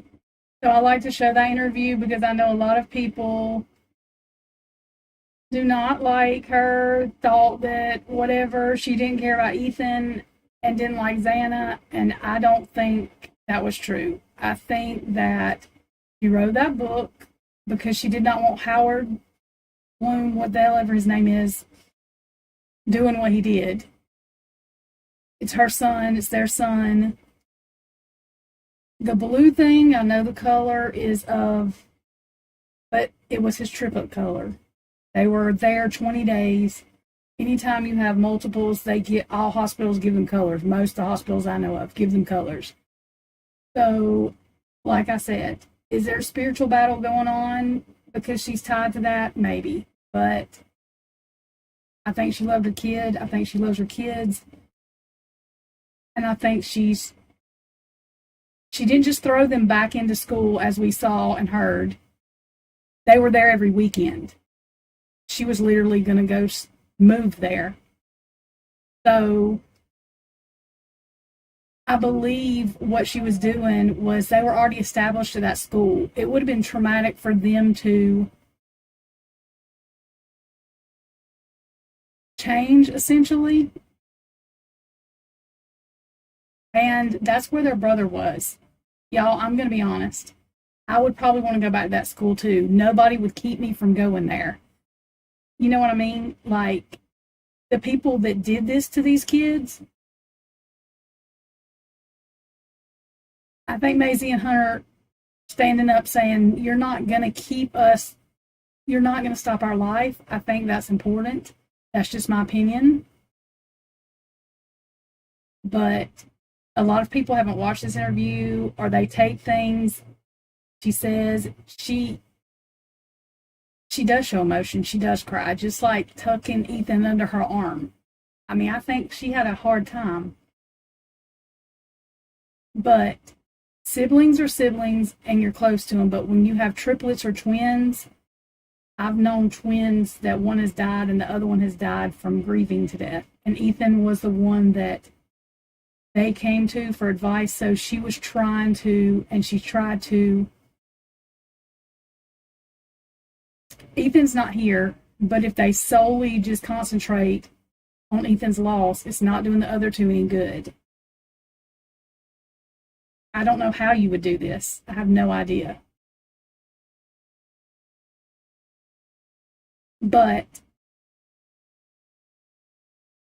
I don't think she's done anything in evilness. She's the first one that said, why the hell didn't Bethany and Dylan do something? That interview, like I think she's always thought that. I think they have their opinions on it. I think his sister and brother have their opinions on it. I could not imagine being one of those two kids and getting on the internet, seeing that one of them are saying that Hunter did that to his brother. You know what I mean? Do I think Hunter was a little bit jealous of Ethan? Probably in some ways, but that doesn't mean he wanted him not here. And I think that we all need to be just a little bit more careful, because they have been together since they were conceived, y'all. How do you do that? I don't know how you do that. That's crazy.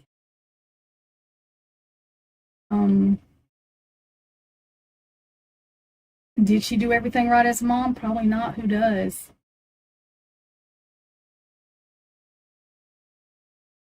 What is the use in those two kids going to that trial to hear all that stuff? If they don't have to be there, they don't want to go. Ethan wouldn't want them to go. Y'all think Ethan would want his brother and sister to sit? Why would he? And Hunter could have accidentally got himself involved in something that he didn't know what was going on. You know what I mean? Like, they're kids. I don't think that Hunter was like, well, I know they're going to kill my brother tonight, and I'm excited. I just don't see that. Could he have done something that aided it, maybe, and didn't realize it? I mean, but I don't think that.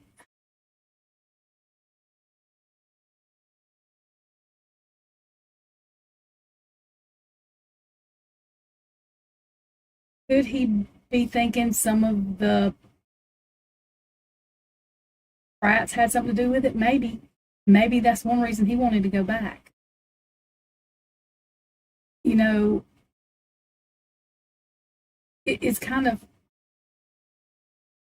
it's hard to say everything that went on. Do I think there was a spiritual battle with this? Yes. I do know he took up for that idiot that I don't like, but we don't know why he took up for him. I don't see them in pictures together. I don't see them hanging out. There could be a strategic reason. We don't know everything.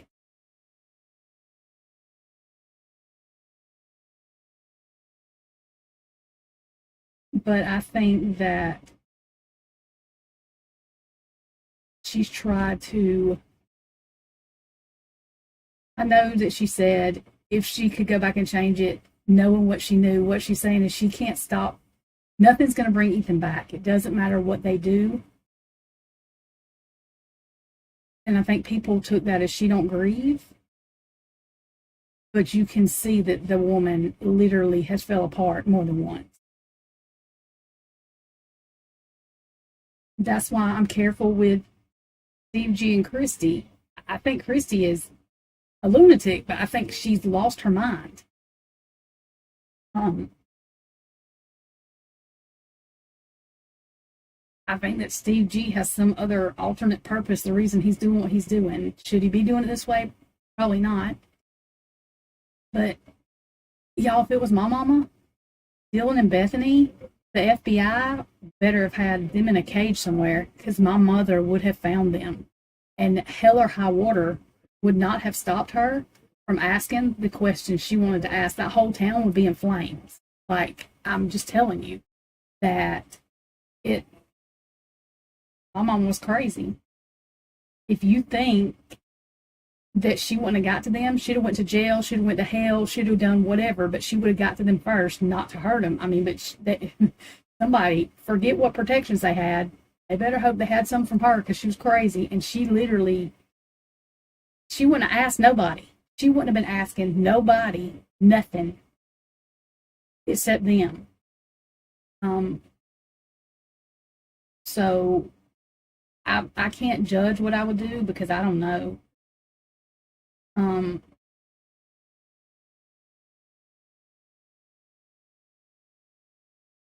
The difference is how the kids are affected.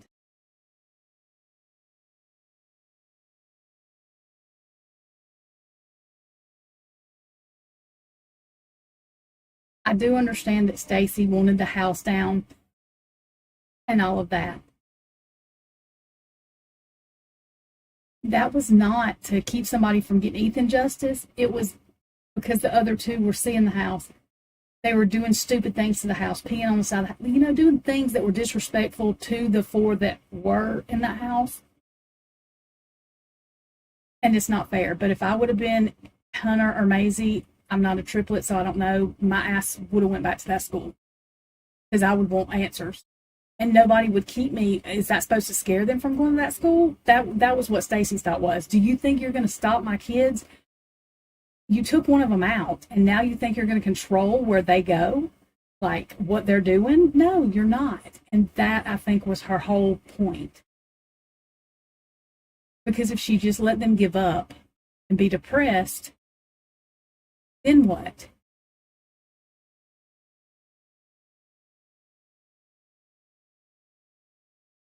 I don't think she hated Xana.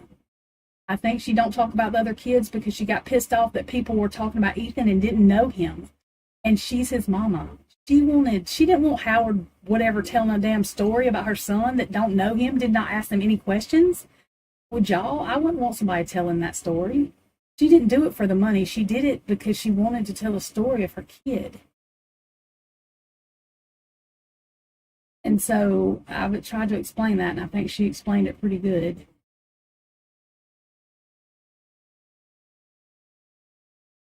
I don't know how you process that. I don't know how you, like she said, you don't get over it. You're scared you're going to forget their voice, or, you know what I mean? I can only imagine having that fear. You have two kids at home. You're always missing one. You're always missing the other. What do you do? And all these parents cared about the other kids, but, I mean, and I thought it was very sweet that she said she's glad Ethan and Xana are somewhere together. I know she's saying heaven. It would call her not off guard, but it's hard for her to, I mean, I don't know. It would be hard for you to let go. But I've never heard her say, well, it should have just been Xana, or it should have just, you know what I mean? Like, she doesn't speak out about Xana because it's not her right. There are parents that feel like that. She didn't want people talking about Ethan, so she don't want to talk about something that maybe Xana's parents don't want out. You know, things like that. I don't think she hated Xana. Do you have thoughts about the person your kid's with? Are you going to like everything about him? Probably not. You might have had concerns about Xana's mama. You know what I mean? Because if you don't know what's going on, you don't know what's going on. But I don't think she hated Xana. I do not.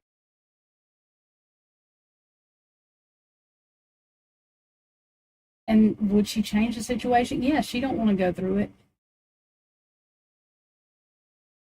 But I do understand the aspect of that too. I mean, I just don't think Ethan would want them doing being, and that's what I think about when I think about Xana's mama, talking about her, because Xana can see the higher perspective now. Xana knows that it wasn't because her mama didn't love her. It's because her mama had issues with herself. Thank God her mama didn't drag her around house to house. You know what I mean? Like, and so I try to respect all of them. It has nothing to do with me kissing Steve's ass or Christy's ass. Haley, Maddie, Xana, and Ethan are not here physically, but they're not just gone. They didn't just disappear. In my opinion, they can see what people are doing. And so I try to err on the respect of them and the other kids.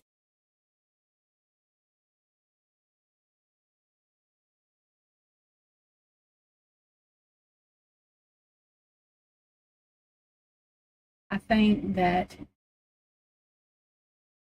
my mama would probably act a lot like Steve in certain ways. If she had to go to manipulation to get true justice, she probably would. Honestly hope that's what Steve G is doing, even though that sounds bad. I hope that there's a problem when he reads the prosecution's rebuttal over, not that law enforcement didn't lie, but there's too many fucking pages of what?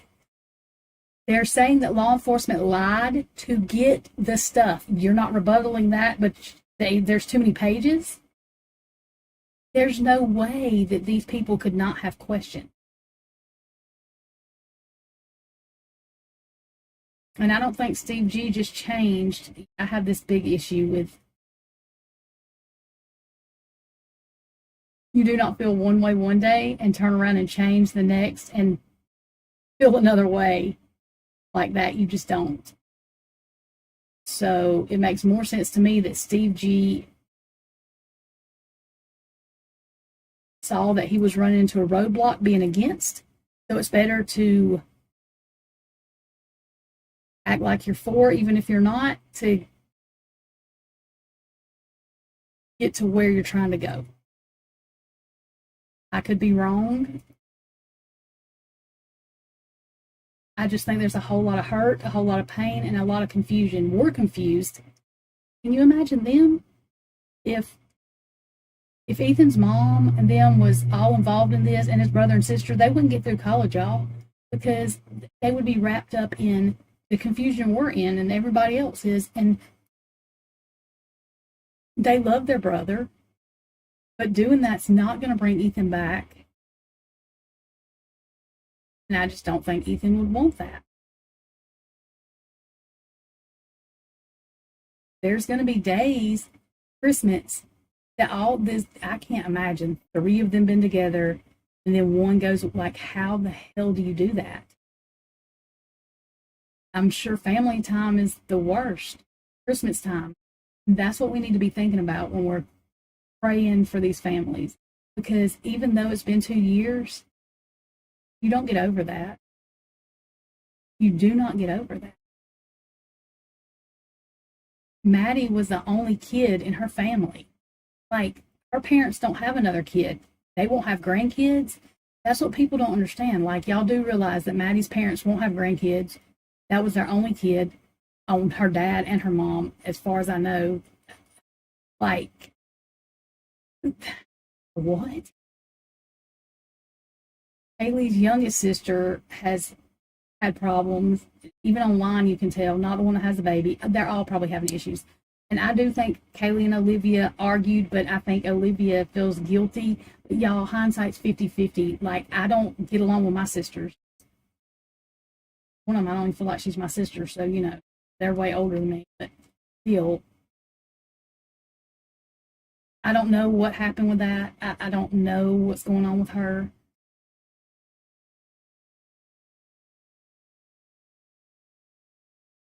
But that's the other thing, and like somebody talking about Bubbly getting targeted. People are mean. And I had Christy gonna have to help me, because I don't even care if people talk about my content. Get on here and do all that. I didn't think I would care about people calling me ugly and fat, but literally I was getting so many comments. I don't even know who it was. I just I think I blocked most of them.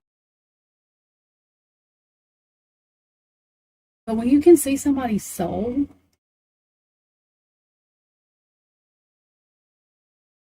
beauty is in the eye of the beholder and through people's actions. If people don't like what Bubbly's saying, don't listen. But when she talks, she makes sure that she's saying that it's alleged, this and that. There are people that put out facts, and I think all of us will say it's alleged. This is what we think. But there are people that will use their opinion as fact. They know this, they know that. I err on the side of rights because that's the way our justice system works. But I don't have a clear mind that Brian has there's no way he could have anything to do with it. That's ridiculous. I mean, anybody could have something to do with it. It's stupid to say that, in my opinion.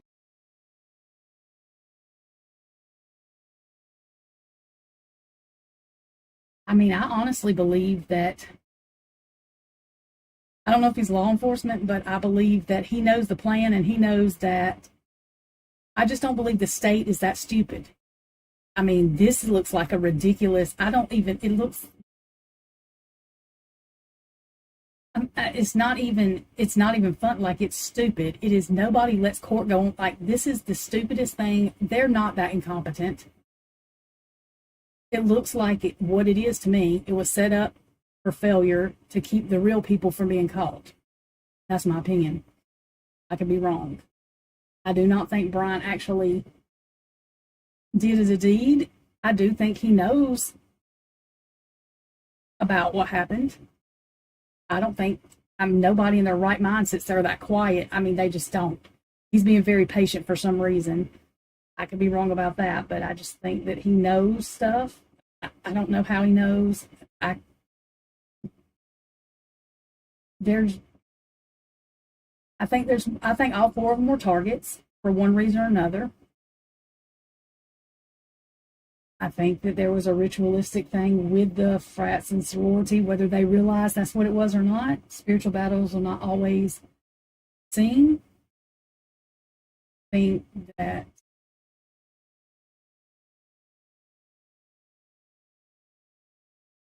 I don't think one person did this. I don't think it was that quiet. In fact, I know it wasn't because I had a dream. It was just not quiet, and I don't even mean screams. I just mean it wasn't quiet. I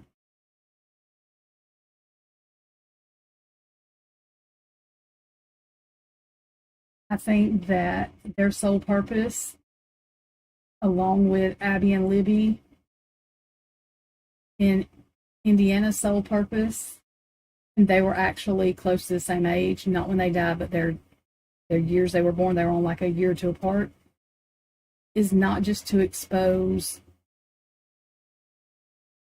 one thing in a town. I think that their sole purpose is to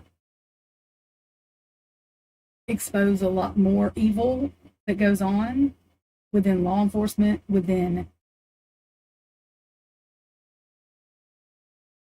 organizations of different kinds, because they all lead back to Mason. I mean, to me, they all lead back to that.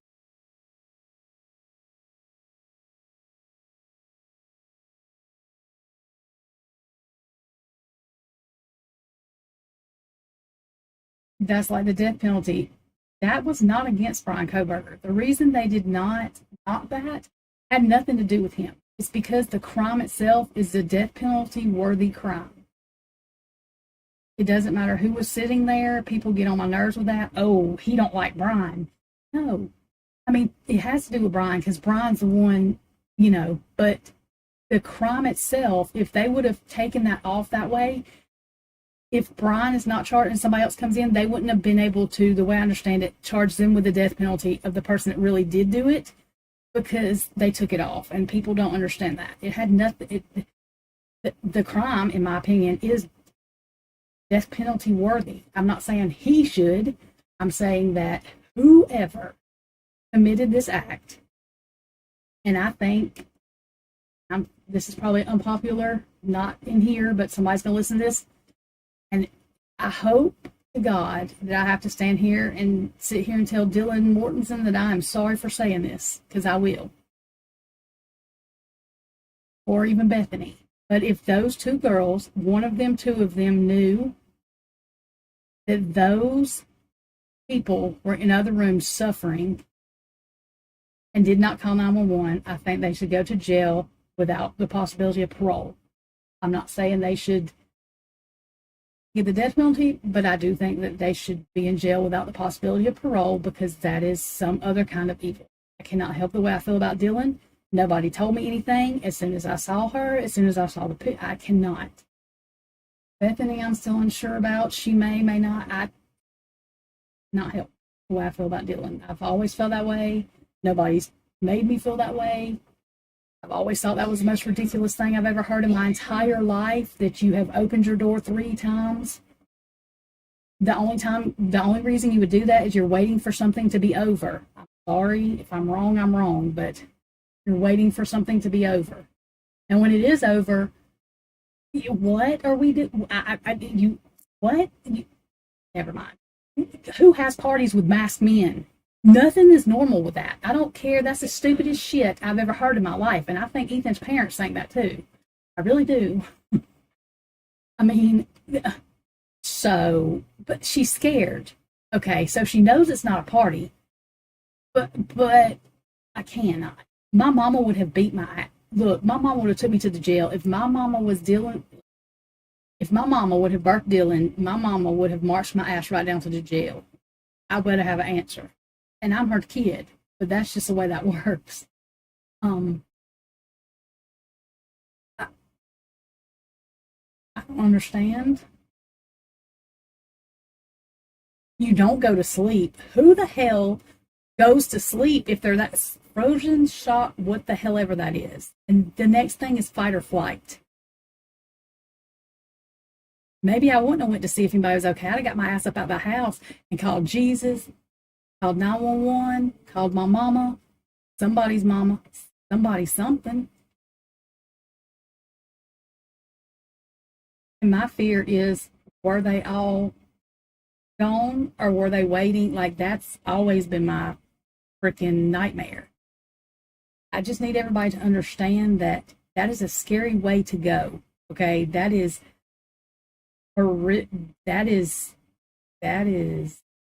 I don't know. That's why I didn't even look into this crime at first, because I knew I was going to get attached, because I always do. But that's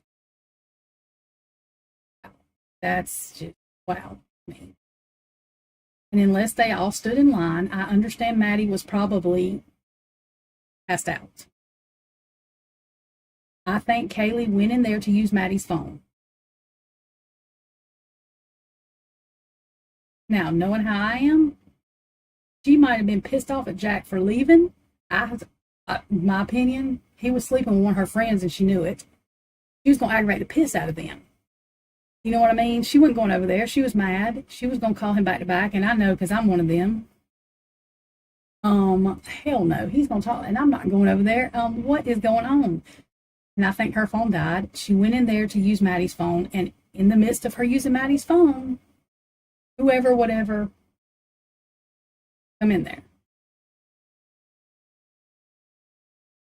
Well, and even if it was somebody that they did not know, it could still be personal, because if you're fucking with somebody's money, or you know something that can get somebody in trouble and they've ever committed a crime before, it's personal to them. Or if they're getting paid to do it, it's personal to them. Like, there's people that don't have to. I don't think Jack D did it by any means. I'm sorry. Kaylee, I'm sorry. Jack D, if you ever hear this, I'm sorry. He's too much of a wuss, and he would have gave himself up. He wouldn't make it. He would be done, had a nervous, it would be over with. I just don't think he would have made it. Now, as far as him wearing shorts, like I said to y'all, Shaggy wears shorts in fucking Utah and it snows. Like in the snow, it doesn't matter. He wears shorts all year round. So that's not surprising. Jack D, sure as shit, didn't do that by himself. Have y'all not seen Ethan? I mean, that's not happening. I think Maddie was the only one passed out. It could have been that Kaylee was trapped. But if one person was doing that, she would have been like, they didn't stand in line and wait to be killed. I mean, they just didn't. I've said that from day one. That's the stupidest thing I've ever heard in my life. Besides let's say that this criminology student took his phone in his car, we're going to trap ourselves in that. So even if whatever, we can't go back on that, because if he had anything to do with this, if he didn't take his phone or his car. It's my opinion. I love Cy to death, but my first question to Cy is, can you prove to me that Brian was in that he wasn't away from his phone? Because everybody's like, oh, he couldn't have done it, and I know Twiz did a map and all of this. Where there's a will, there's a way. I'm not saying that's what happened. I'm just saying that if Bryan Kohberger had anything to do with this, the dumbass did not take, and I'm saying dumbass sarcastically, he didn't take his phone or his car, period. And he's not an incel. And I do think he was doing some kind of upper. It's my opinion. Who cares? That don't make him a killer. Like, who cares? He didn't have kids. He can do what he wants to do. What does it matter? You know, like, who cares? I think the four may have done stuff socially. I don't think it was that they were slinging crack out of the house or nothing. I just don't. Now, one of the roommates, I don't know. I think Mr. Dylan's boyfriend that has never ever been to Moscow and blah, I think full of shit, and that's all I'm saying on that. Where Brent Kopaka fits in this shit, I don't know. I specifically remember a video that I cannot find anymore where he is screaming, they're trying to pin me with killing those kids, with stabbing those kids. I remember that video. Anybody else remember it? Or am I just crazy? Because I am, But I swear I remember that video. Remember it. He may have had nothing to do with it. Somebody may have been, I don't know. But I remember that video. I'm not real sure how he got swatted. None of that makes any sense to me either. None of that. And I also don't understand how the state, if the FBI, see, and I never thought we was going to hear this, the damn FBI didn't change the year of the car, so I'm trying to figure out, I really want to ask Bill, I just have a question, just one question. If I could just ask just one question to all of them. Why do you think an FBI Why do you think an FBI agent is coming to testify whenever they didn't change the fucking year of the car? And then I think they didn't tell you to not use Bryan Kohberger in that way. I think they investigated him and said, we don't think he did it. You have this information, but don't use it. I think that's where the don't use it come in. Now, why did the FBI get the stuff and make a profile? Probably because they knew the state was going to come down and say that the FBI did it. So somebody was in the FBI was trying to cover their ass. I also think the FBI was ready to be out whenever there are people more powerful than the FBI. I mean, in some ways, and I think the university, and I think the FBI was like, y'all finna tear down this house? We're really out. You know what I mean? There's more DNA in the house. There's this, there's that. They didn't want them there anyway. And the state has a right to tell the FBI, as we saw in the Delphi case, to kick rocks, which is stupid. That doesn't make sense to me whenever they have corrupt people, but it's hard for them. I've been waiting on somebody to come in and like stop the circus in the courtroom. Literally, I was confused. I was like, so we're just watching this and everybody else is watching this. The president is watching it. Like, well, he's 90, but you know, folks that are in charge are watching this, and this is going on, and we're just sitting here, because I thought somebody was going to like run in like dramatically and be like, stop everything, this is stupid. Really, that's literally what I thought was going to happen. My brain worked. But it's not comical, but I mean, listen to me. If this was my kid, I don't know. I'd be in jail probably, so I wouldn't be doing nobody any good. But these kids did not just fall off I mean, somebody did this shit. Like, somebody did this shit. Somebody did this shit, and we're all just sitting here, and nobody knows, and somebody knows. People know who did this shit. And I'm telling y'all, I just pray that whenever these people get in court, they can't tell a lie. They have no control what's coming out of their mouth. They just have no control. It just comes out. They can't even help it. Every time they go to talk, whatever they're trying to say, if it's a lie, it don't even come out. The truth comes out, and they can't even control it. No, everybody just sitting there in shock because they're not trying to do it. That's what I hope happens. Will it? Probably not. The sad thing is, if Bryan Kohberger is exonerated, he didn't do it, that's fine, but this is not over. Everybody's like, oh, it's over. Well, how's it over? 4 kids are still freaking dead. They're still gone. It's not over. But that house coming down, I hope all they do is bury it, because I'm going to need them to go find all the pieces and figure out how to glue the shit back together. They got a problem. And I'm not quiet, and I'm not going to be quiet from Alabama. And if people want to come after me, I always just say, I'll have somebody channel my soul, and then I'll tell on whoever did it. Because the first problem we have is when people are scared to freaking tell the truth and get justice. When we can be blackmailed, when we can do all of that, we're letting people get murdered. Like, I can't do this. I'm not going to be quiet. I'm not going to be, now if somebody comes up to me with a gun, I'm probably going to be scared, but just do what you're doing, because whatever. You can take my flesh. You don't have control over my soul. Sorry, you don't own that. So, I can't, like, somebody's got to yell. It's not over. It's not. And it pisses me off, because I believe that's what they're aiming for. It's not over.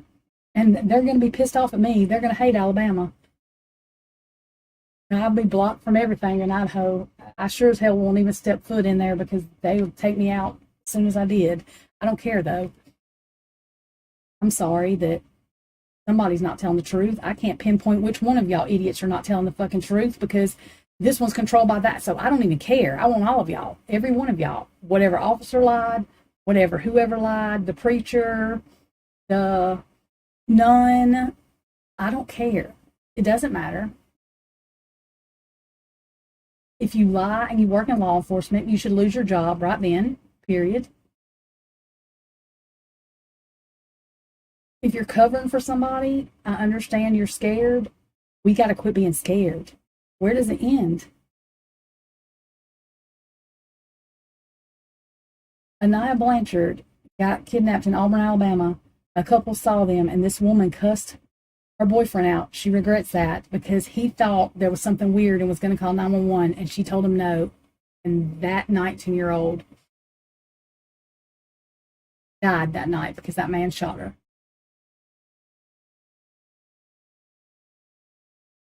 Don't be looking crazy in front of me, because I'm calling 911. Get mad.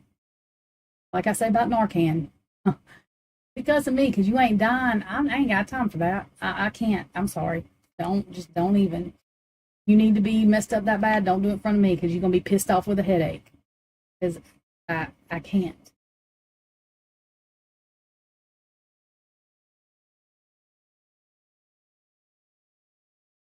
I don't know who was at the house before, like,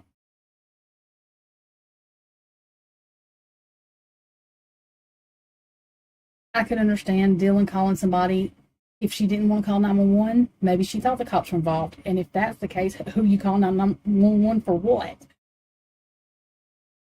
Calling friends over at that point is one thing. But then again, what if it was just told to them anything, anytime something like that happens? You know what I mean? To do that.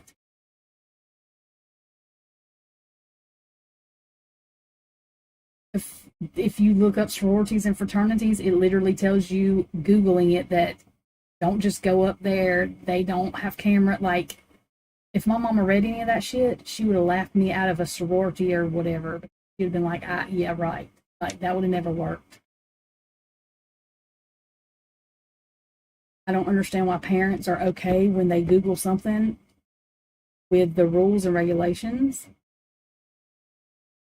My mama never wanted me to go to university. I think that's one reason why.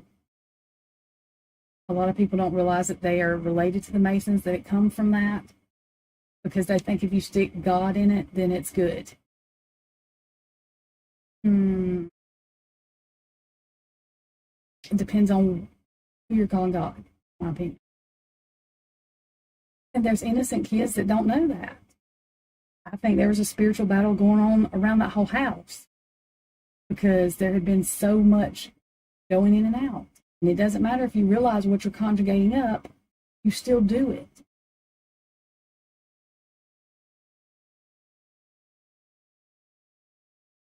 I think there's going to be an issue with Green being involved in the whole whatever.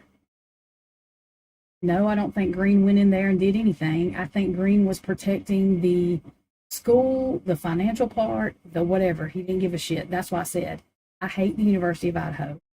This is why. Those 4 kids died loving that school, and that school spit loogies on them. That is my opinion. Maddie's mama did the best thing ever. I don't think she likes that school either. Whether the school had direct whatever, they still did wrong.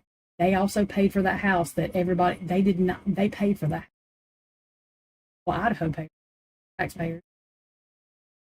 I'm not sure why all those people aren't pitching fits. I'm not sure why anybody wouldn't be pitching a fit when they read the state thing, that the only thing the state is hollering after a 2,000-page document on how law enforcement lied. It's what a Frank's motion is. The freaking state comes back and says, there's too many pages. That's all you have to say? That's all. The reason the judge was like, no, it's fine, because the judge has got to be thinking, are you fucking kidding me? Can y'all imagine what that man's thinking? Oh my God. He don't act like he gets nervous, but I bet you anything, he's a little nervous. The state rebutted with too many pages. You know he's got to be thinking, this is going to be a fucking disaster. This is not going to be good. I'm going to have a mess.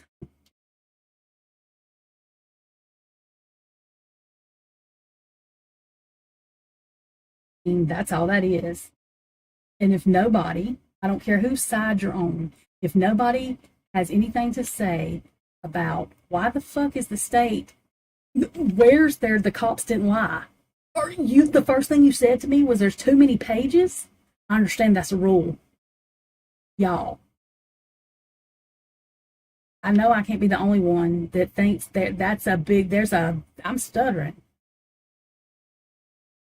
I mean, this is bad.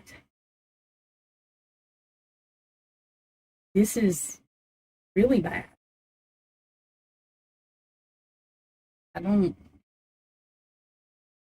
There's no way they could listen to me. This has to be set up, this Elmer Fudd shit, because that's what that man reminds me of. Nobody will ever convince me that Fry is smart enough to ever conjugate up. The man looks doofy. As soon as I saw him, he looks like Elmer Fudd. I don't think he could. Can't. There's just no way. He's a dumbass. Sorry. He's doofy. He's just doofy. There's something. They did this. I can't even call that corruption. They look like idiots. Corruption don't look like idiots. This is bad planning. They I don't think they planned it. I think it's Green's plan or something. I'm not sure whose plan it is, but it really sucks. Maybe Green should not write a book about what he wrote. Somebody needs to. I don't know. I'm just confused how they're not going to take over the police state. Like anybody that sends your kids there, I don't understand what you're doing because I can't. What? Unless you're going to protect them. Heather, I'm so glad you're in here. Did you see in Discord?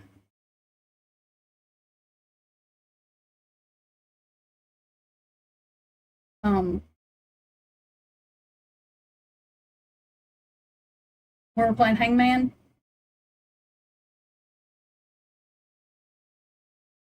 Yeah, I'm back to somebody calling me ugly, which I don't give a shit until a bunch of people start doing it, and then I get upset. What I was going to say about Bubbly is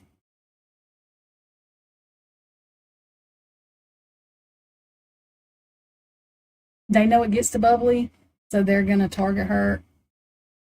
The people it gets to, they like aggravating. I don't know why. I'm convinced that some of those people are paid by people that know what happened to say stupid things because they're not really that stupid and they don't really think that. There's no way. I don't think Mr. Drunk Turkey or Chicken, I don't think he thinks I can't. I don't think that man thinks that. There's just no way. And if I was his wife, I would never let him get on the air and say anything as stupid as he says. Just wouldn't. But I'm giving him a compliment because I do not think he thinks that. I don't understand why you cannot pay me to say something that's stupid. I'm just not going to do it. Like, I just can't.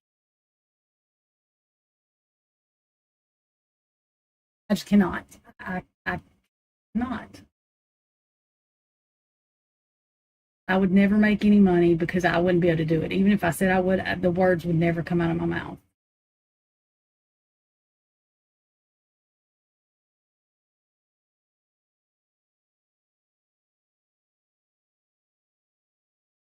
Anyway. But what I was going to tell Bubbly is, I know you want to love everybody, so do I. That's I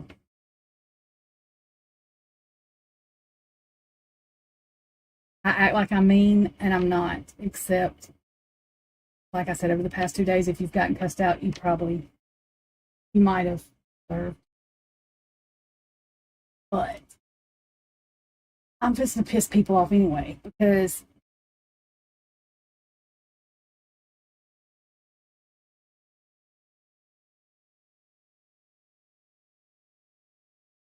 I wear my heart on my sleeve. I love to tell people that I love, that I care about them. But I'll be damned if I'm putting any more energy in any body, male, female, goat, dog, cat, don't care, that is not putting their energy back in me. It's not doing it. Sorry.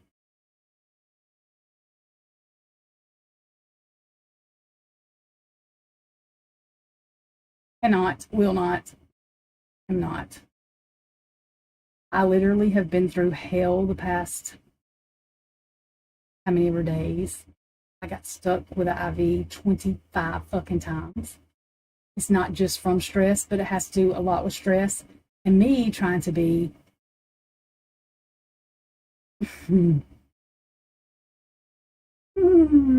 look, I never hold my mouth as much as I've held it for the past how many ever months it's been. Because that's not me.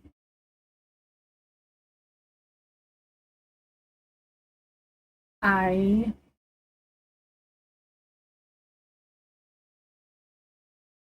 would never go out of my way to fucking try to make somebody happy.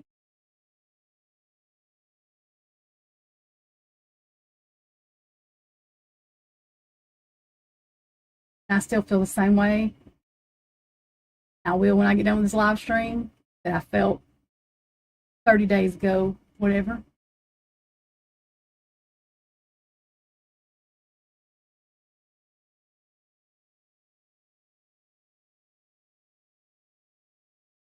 But I put a whole lot of fucking energy in a lot of people. that I don't think give two shits about me. That's just my opinion.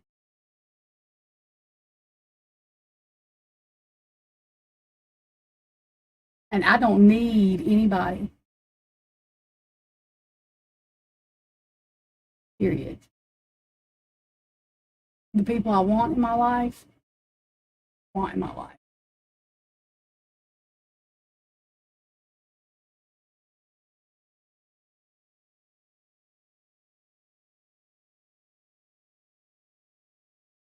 But I'm done crying over. I'm not. I refuse. I absolutely, positively, fucking refuse.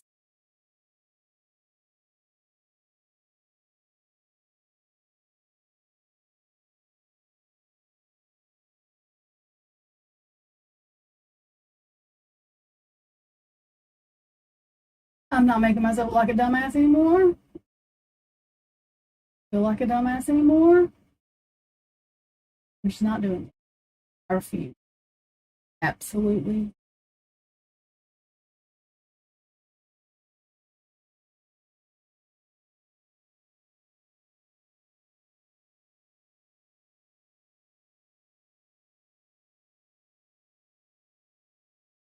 Okay, now I'm done with my speech. I have no idea who said what in chat because I haven't looked at it.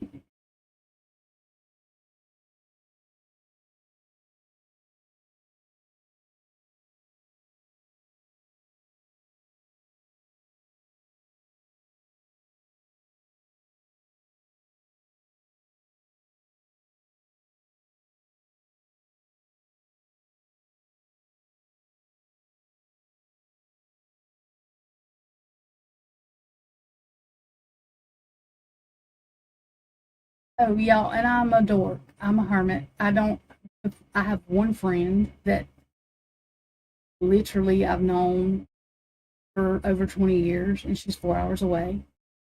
All of my other friends, probably in here. I don't have fake YouTube friends. I don't have a fake YouTube life. I'm not sure what the hell that means. I cover true crime, not fucking Kim Kardashian, so real life.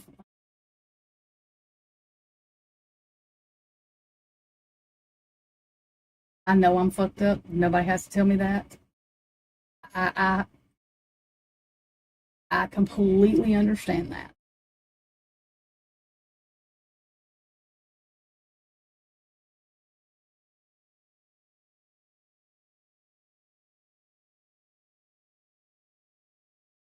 But I will tell you this. And I'm not bragging on myself because I'm just saying, this is not always a good thing. I will be the most loyal, the most loving, the most everything that I freaking can be. I want the people, all of the people in my life to feel pretty, to feel all of that. If you're a guy, then I don't want you to feel pretty, I don't guess, unless you want to feel pretty and then whatever. But none of the guys I know in here, I don't think feel pretty. But y'all know what I'm.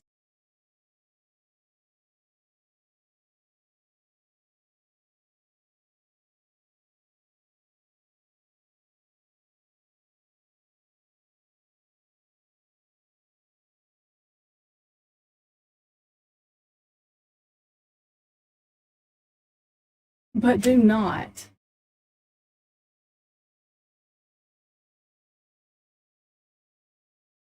do me any favors or feel sorry for me, and that's why. Because I don't need that either.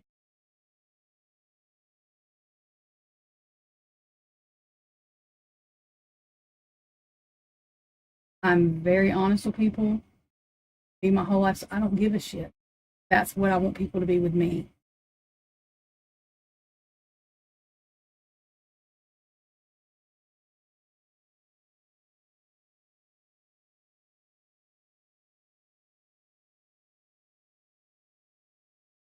Whole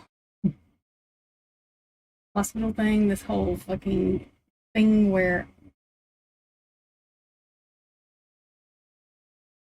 And I'm still going through it. Still have, and then it's not feel sorry for me. I'm saying that.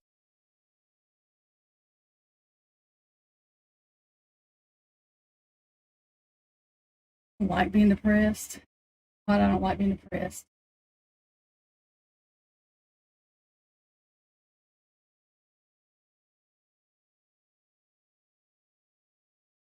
And I don't like it, that I don't like feeling like I have to beg anybody to do anything.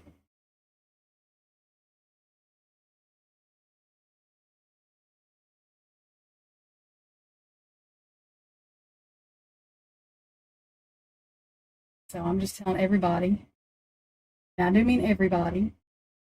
I already know I'm going to get a person that's, no, I mean everybody.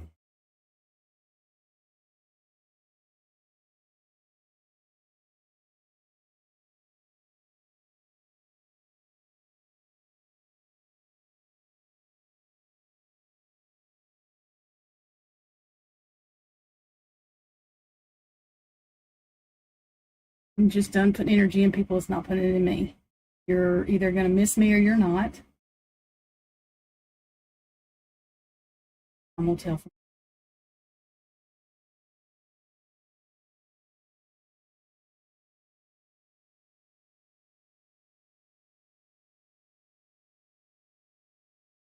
Don't ask nobody for shit. Don't shit from anybody except the truth.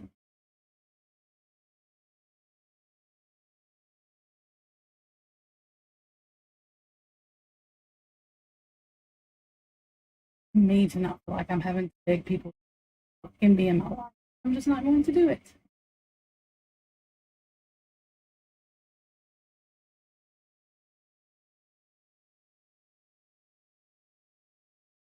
And again, I'm not looking at chat, y'all, so I don't know what I'm saying. I'm just.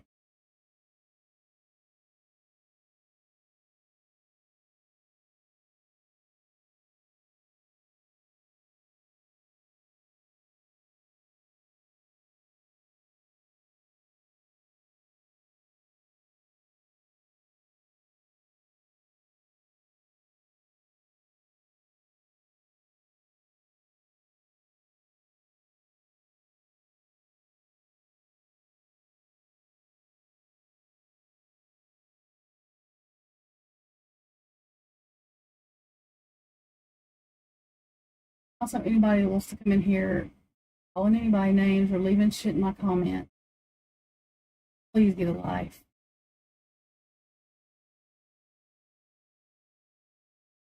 Please get a life.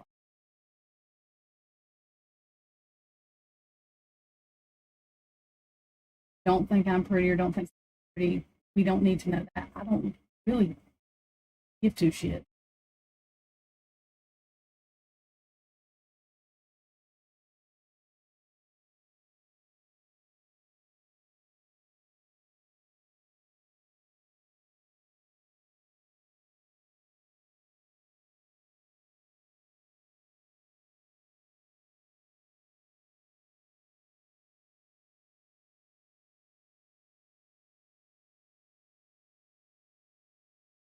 My fucking foot that is bruised because I had a fucking IV in it. They only had to put me 20 days in time. It was very fun. A blast. Still trying to figure out how they're gonna. They're not poking me 3 times a fucking week. Sorry, I'm talking to myself now. Anyway, so that one that comes.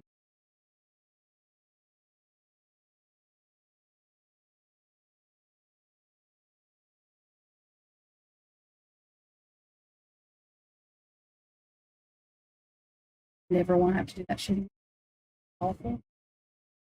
Awful when you do it by yourself because it's scary, and then my stupid ass lets people know I'm vulnerable, which is stupid. Not because they did anything, just because don't do that. It's not. Ever, ever, ever.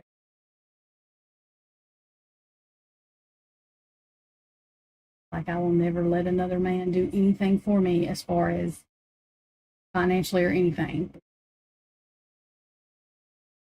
Never, never. myself. I don't need nothing. I don't need.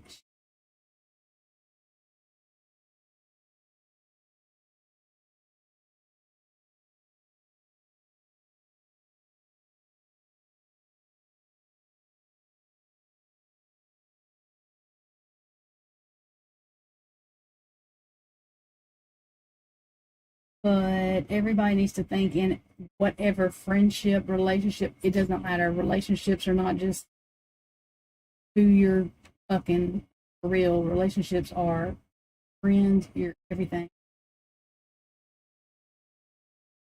There's always another person involved, and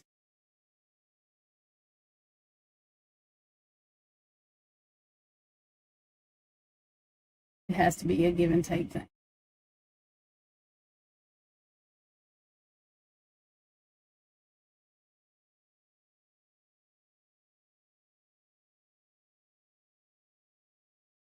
And I'm glad. And like I said, I looked at my chat, but usually everybody that comes my thing, everybody's nice. I'm not going to let anybody be mean to anybody like that. I err on the side of love, even though, like, I don't really like Brat Norton, but I'm not going to just, even though I've said mean things to her, I even apologize because I feel like she's gets paid by evil. But anyway, I wouldn't mess with her if she didn't do what she did. But I don't go find her. I don't go find any of them.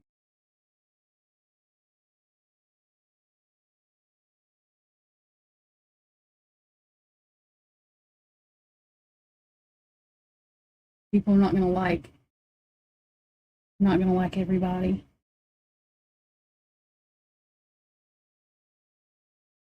But I found something about Brat's pretty to me. She just is not pretty on the inside. That's all my opinion. But she's very pretty as far as Albert's exterior. So I find something I like about somebody I don't try to do.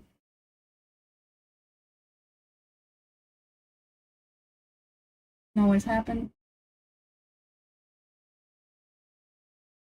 Not to cuss people out.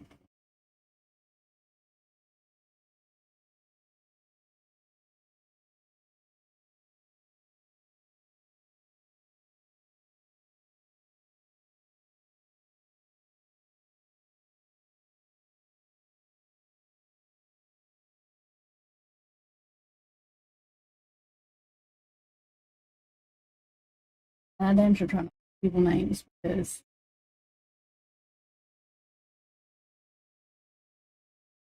I lived with that my whole life. So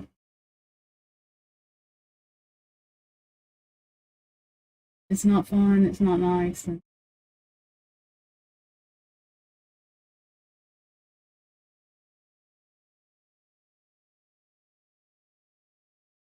there's just no sense in it.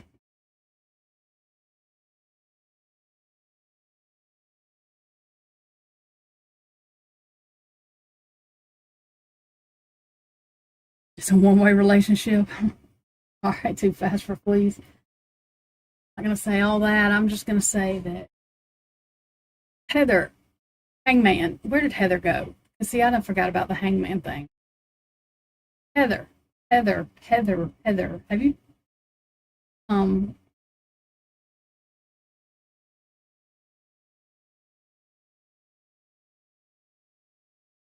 your imaginary broke up with who? Kane. Look, all these imaginary, listen to me, no, let's not trigger me today. Oh, shit. We don't lose feelings for somebody in one day. You just don't do that. You just do not. You just don't do that. Please don't give me, I'm not going to talk about that. Not. My head hurts.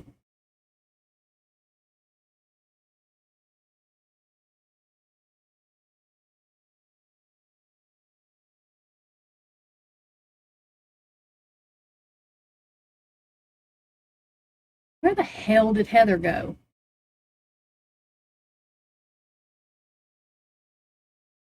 Heather, do you have my answer yet?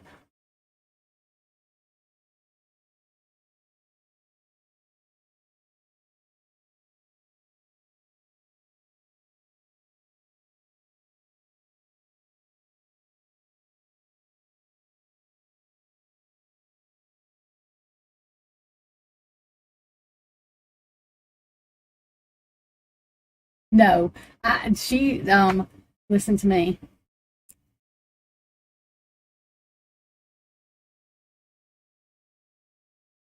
Where's Christy? Christy, did you put our word in the damn chat?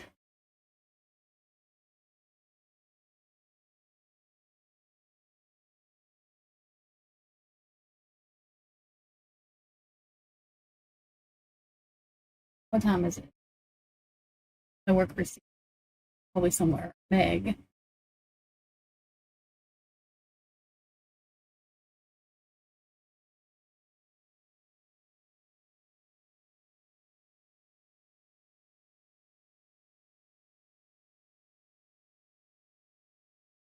Itziana. There we go. I was trying to remember what Annie called her.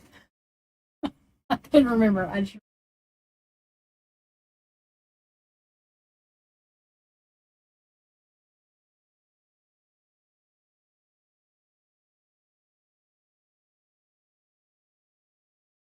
I have a word that begins with a J and has 6 letters in it. And I need the rest of the letters.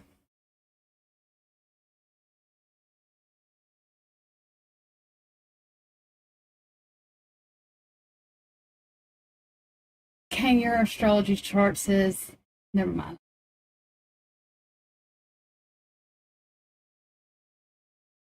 Mine says I'm an idiot, I'm sure, somewhere.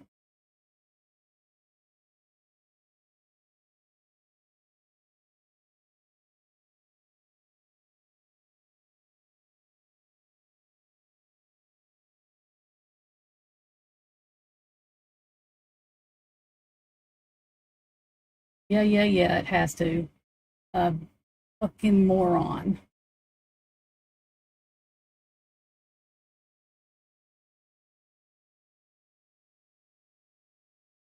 Like, here, take this gun, shoot yourself with it. That's what you do.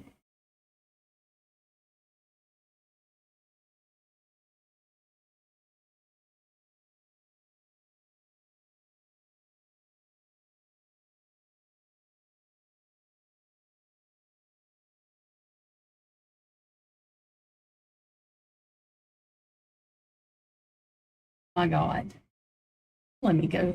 I know she hadn't. Let me go. Hang on.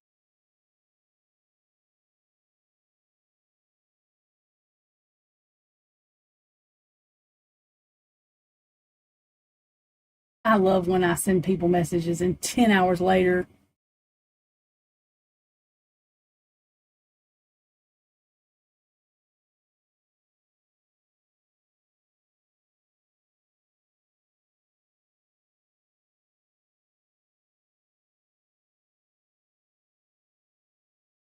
Yeah, Inspector Gadget.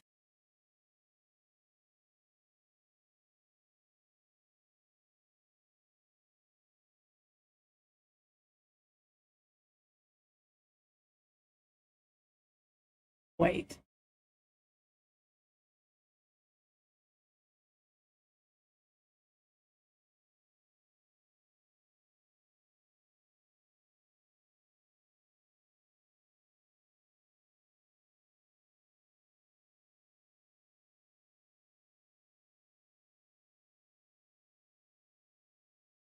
Something. Let me see. Any of this. Christy, where are you at? Because your ass is online. Let me see where Christy. What the hell is Heather? I'm gonna text her.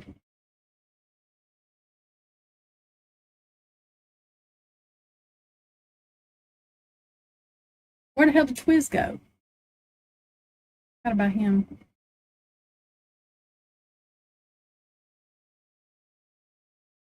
Wait, was Chrissy having problems with YouTube? Oh, hell.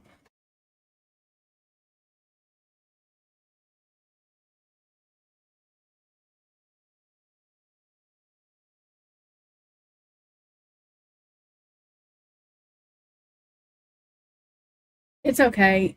Yesterday he popped up, and then today he asked me, was I still okay? Twiz is one of my bestest friends. Fitzgerald. I missed all these chats. I mean, I ain't even paid attention to them. Meg, people, you're not sorry up in here. Ain't nothing wrong. I'm just saying.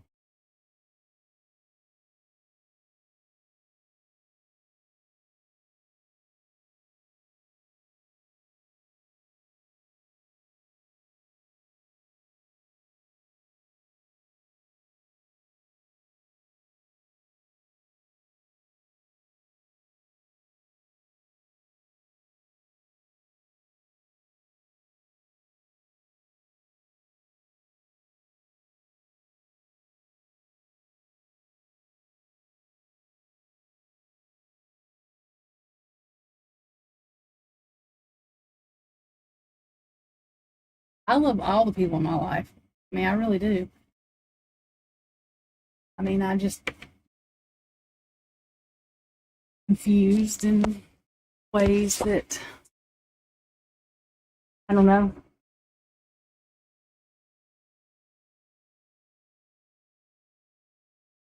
Oh, oops. Let me hang on, y'all. The hell is all this? Oh. I mean, the heck is all y'all cuss. I can't. I'm just whatever.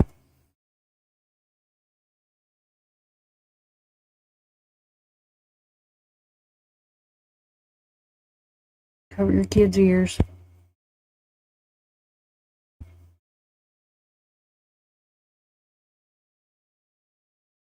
Really tired.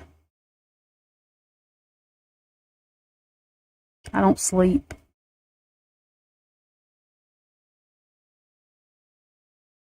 Ever. Barely. Oh, what am I doing? I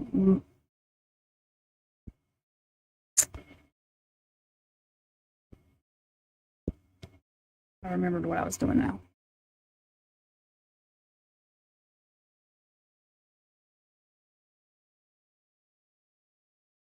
God, okay.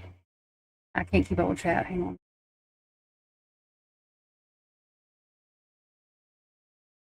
Yeah, Twiz is just Twiz. I love Twiz.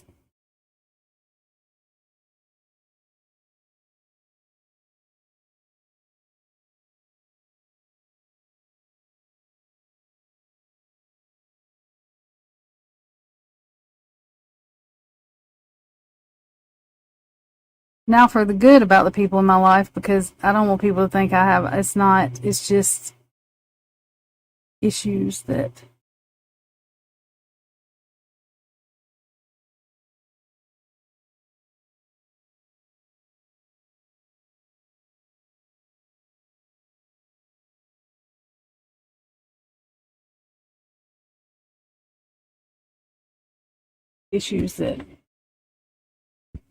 normal people, well, I'm not going to say normal people because I'm not normal people, but just issues people have. But no, all of the people in my life now have contributed in some way or another.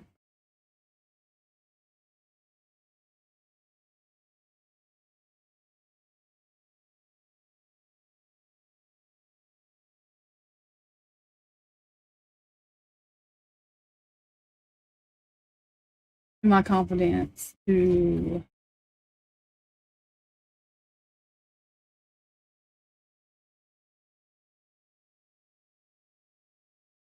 who I am, keeping me most of the time mentally stable.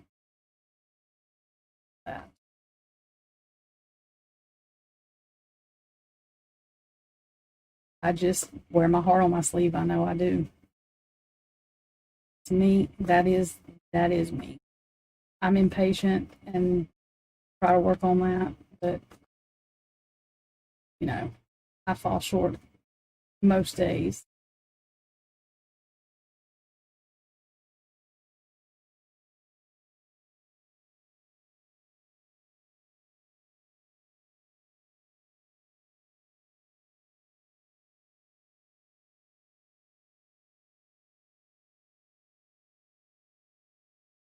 Oops.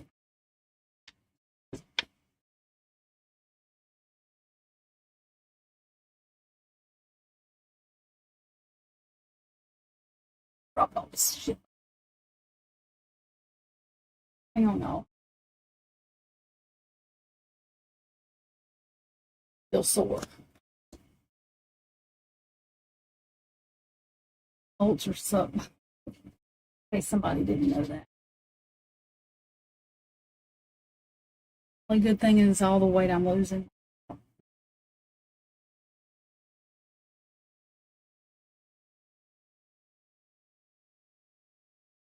No idea. I cannot.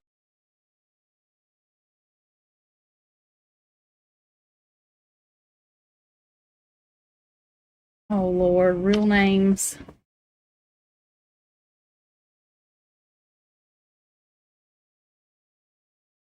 Well, I've done told everybody my real name, my whole name. And there's only 5 people with my last name, and 3 of them, no. There's 8 people, 3 of them are dead. Yes, so there's like 5 people with my last name in the whole United States. So there's that.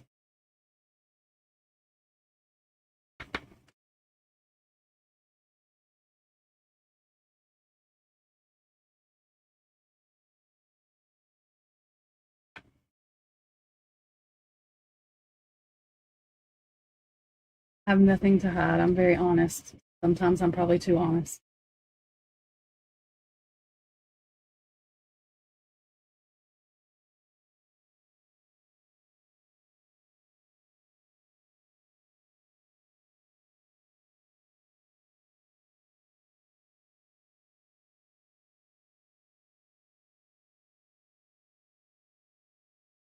Anyway, I'm sorry about Saturday, whoever, because she was like, I was waiting on you. I was like, it was Friday or Saturday. It was Saturday. I've done lost track of days now.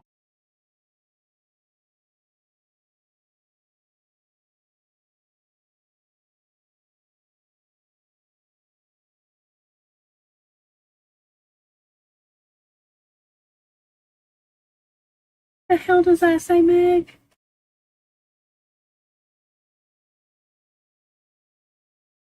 No idea what that says. Hey, tags Meg.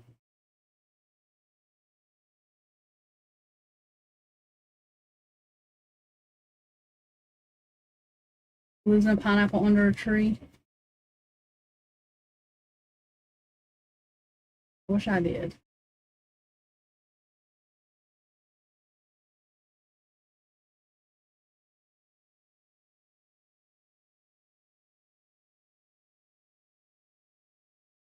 Who's Bob?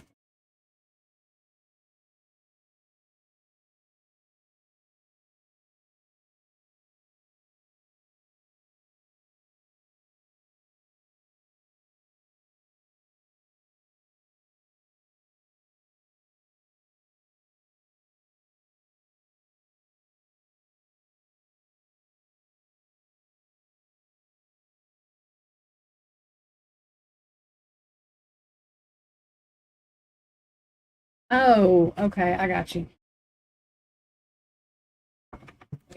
Hill is Heather. I'm gonna beat her.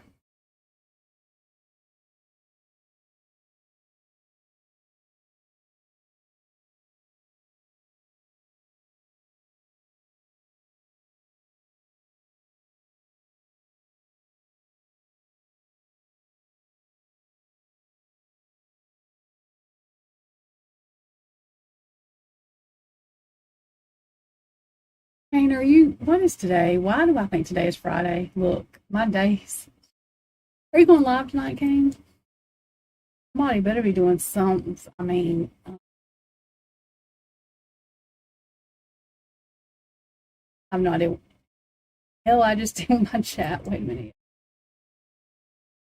Let's see.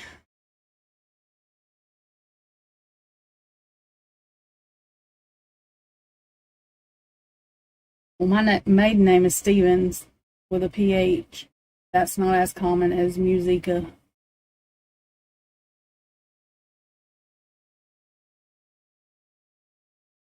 You were live last night. Yeah, hell, you were not live last night. Why didn't I know you? Wait a damn minute. What do you mean you was live last night?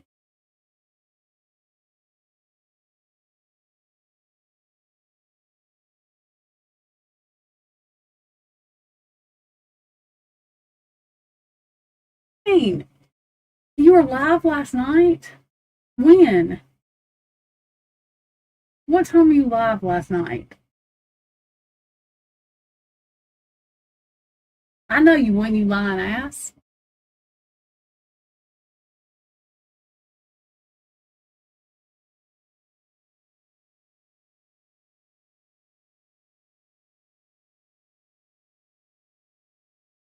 No, you were not. Kane, you were not live last night. Were you? No, you wouldn't.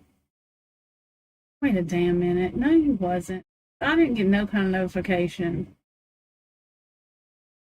Oh, Lord have mercy. Was you really live last night, Kane? You was not live. Were you live last night? I didn't think he was live last night. I was like, what is really going on?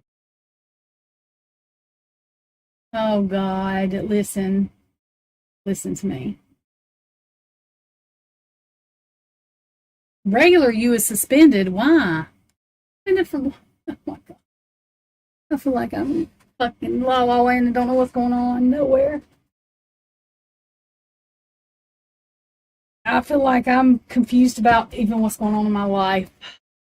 I really am in fucking utter just. I have no idea what's going on. Absolutely no idea what is going on.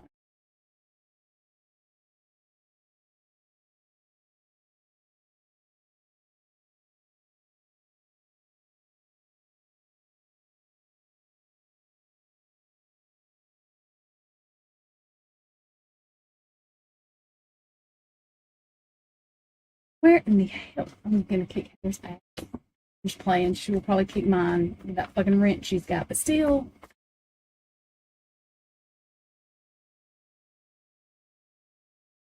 Oh my God. My head hurts. I can't. I'm so confused. You're gonna have to text me because I'm confused. I'm confused about a lot of things. All the way confused, like completely thrown all the way out of my element. Feel like I'm stuttering. I'm that confused. Yep. See, that's how confused.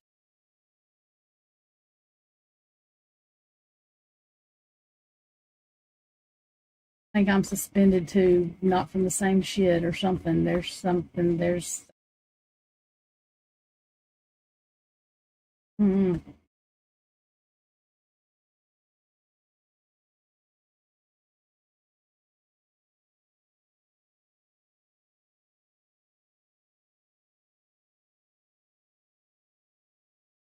have to go find better reader than I am or something and have them tell me what the fuck is actually going on in my life right now. In fact, I'm not going to do that either because I don't even want to know.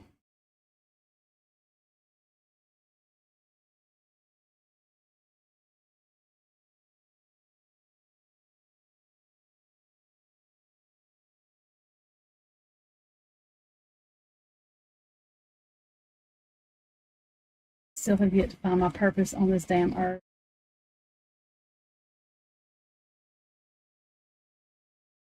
Nobody seems to want to let me leave it, so.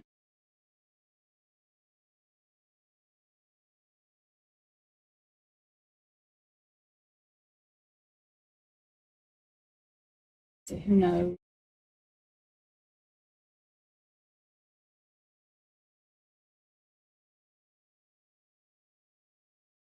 If my mouth ain't a trigger point for them, then I don't know why that would be.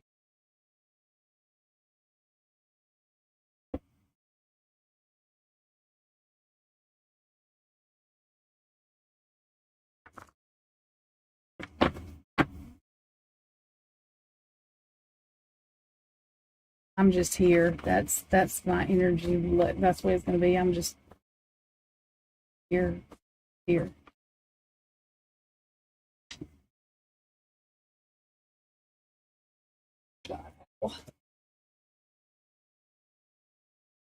I really am confused about my life. I don't know if I need to laugh or cry. I think I've done drove myself so much crazy about it that I just don't care anymore. That's what I think's happened. That's what I think's happened.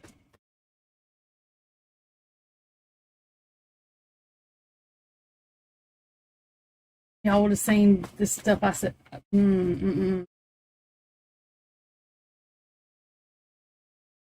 Oh, for what?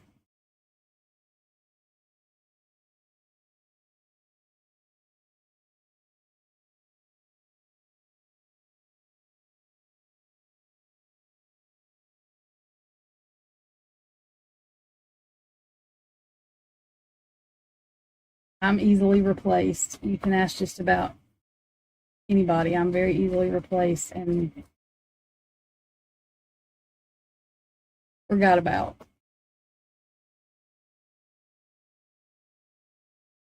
I mean, I'm fine with that most of the time.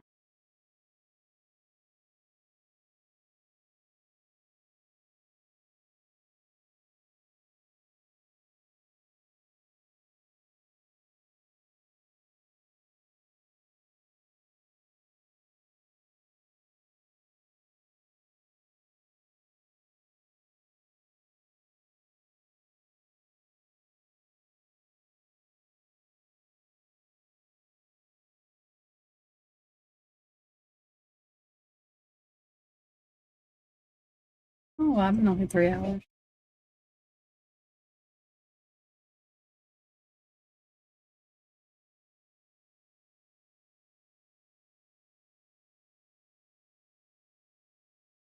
Laugh because makeup is expensive. Rolo.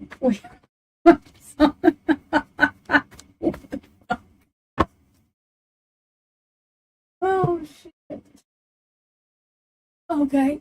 What did you say? Because you were talking about DoorDash and bag. And if you don't spell Xana's name right, I'm going to scream.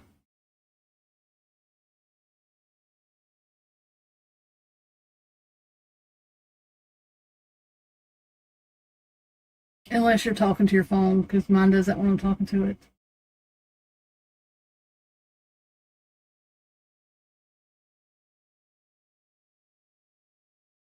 It is not spelled. No, the hell it is not. Xana's name is spelled Xana. It is not spelled with a Z, sir.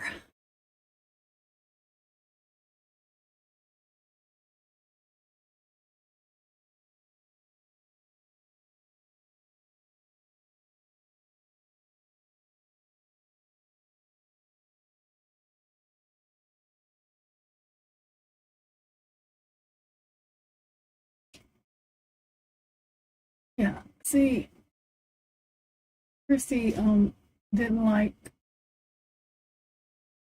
yesterday. I think she asked me, was I okay? And I told her, yeah, but I would much rather have just fucking chilling with Maddie, Haley, Xana, and Ethan. She's like, oh, yes. Yes, I would. It would. I wouldn't have worries.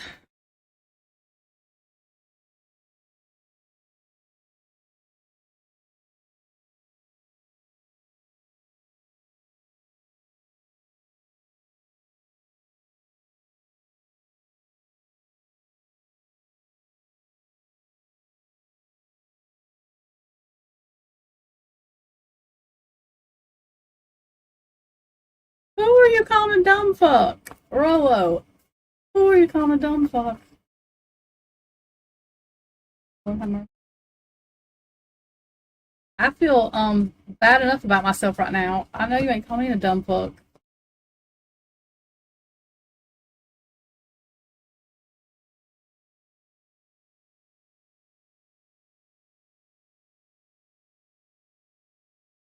Well, how in the heck? Oh, Lord, here we go. Some more mind reading shit. Look here. I did not know that's what you were referring to. But I don't really like being called a dumb fuck, asshole.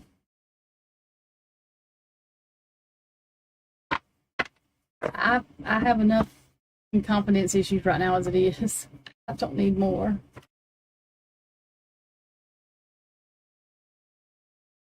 I do feel like a dumb fuck right now, though. Thank you for noticing. But I really want it called out. I didn't think Xana placed the order ever. I've never thought she placed that order. Ever.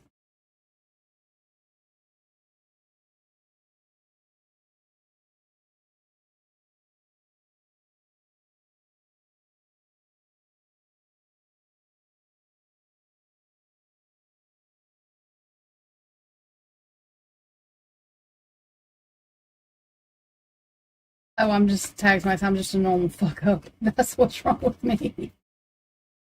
Everything I do is wrong. It's all good, though. I'm used to that.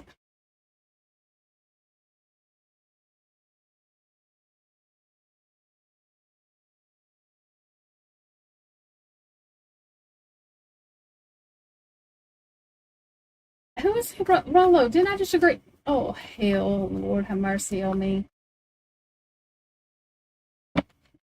Who talking to my chat, Rollo? Because I did not just agree with it. Didn't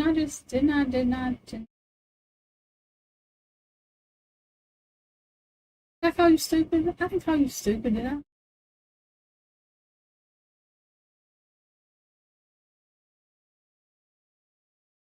What positives? There are some.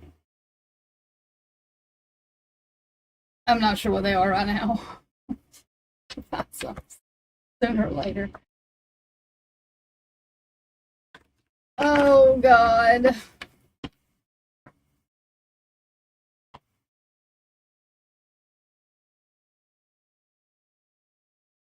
I'm thinking positively that I am being all the way confused about my life right now. Positively. I have absolutely nothing feels normal. Nothing feels. Oh, girl. Well, I'm not cooking or doing anything tomorrow. I'm not doing nothing. Sitting here talking to myself. Fine, I'm not talking to myself neither. I don't know. Do nothing.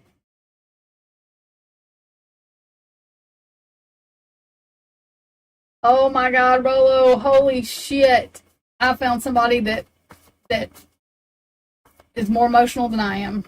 Rolo, you win a fucking trophy. I was not laughing at you. I was laughing because we were talking about. I didn't see you say anything for a while, and then all of a sudden you busted out with that. So I wasn't laughing at you. Where's Heather?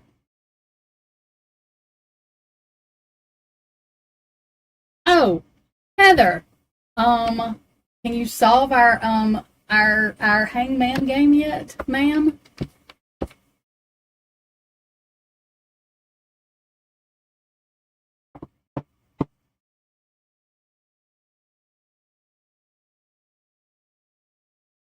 Oh my God. Okay, roll. I'm sorry if I called you stupid. I did not.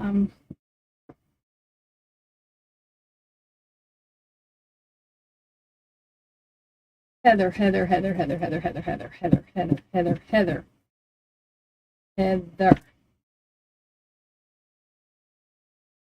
Okay, well, we can call it. I don't know if it's a kid's game or not.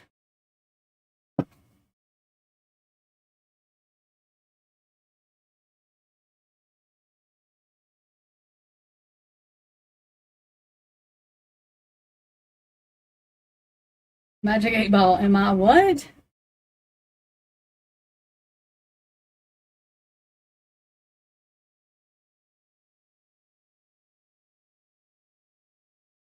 Are you still what?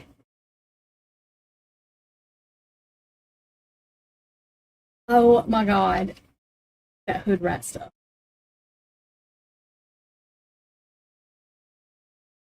Heather begins with a J. Ma'am. Begins with a J.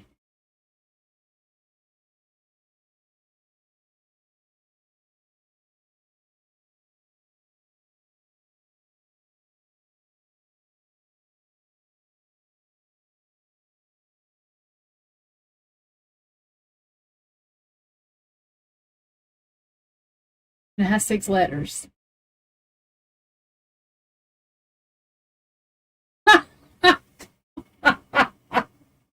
Meg. Meg.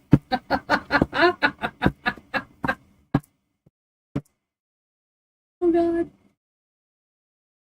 Oh, no, Heather's not dumb at all.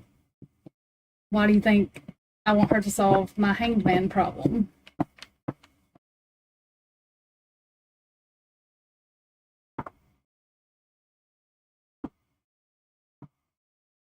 No, it starts with a J. I don't know what it ends with.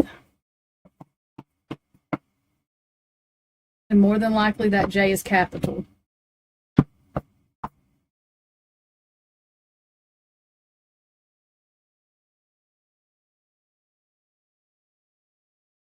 It's 6 letters altogether. Well, that is 6 letters altogether, but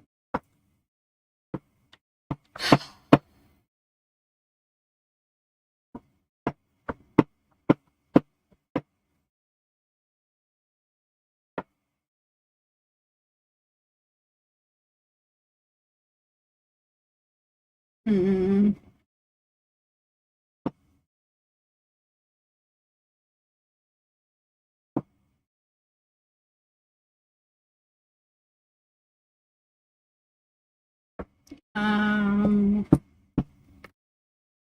Mm-mm.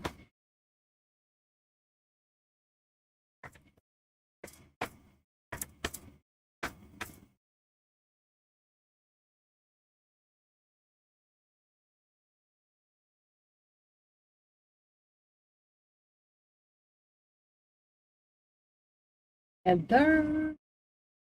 Tiziana.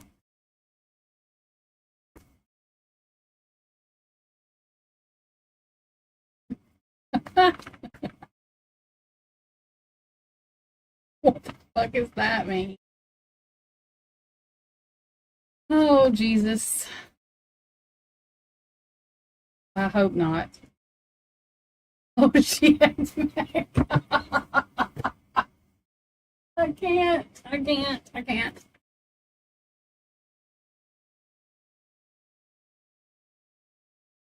Where in the fuck is it? What the fuck? Heather. Don't be getting your wrench out. My head already hurts. I've been through enough shit.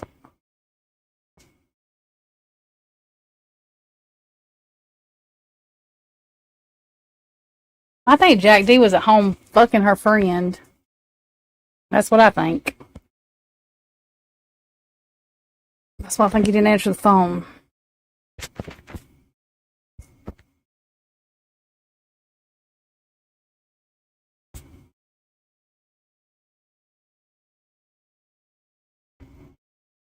Where did Heather disappear? I swear to God.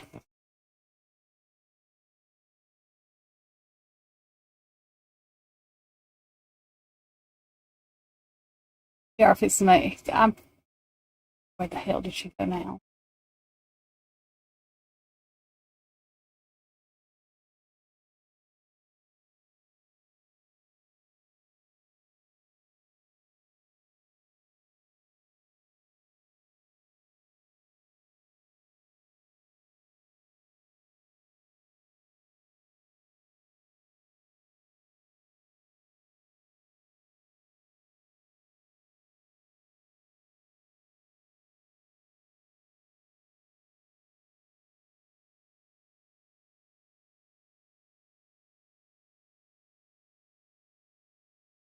I don't.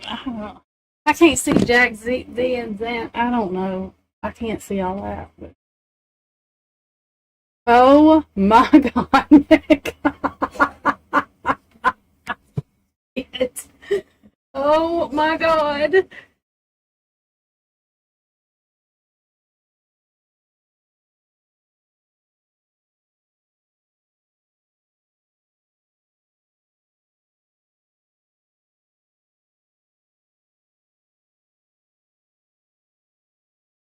I don't know if it's a name or not, y'all. I just know that I think the J is capital.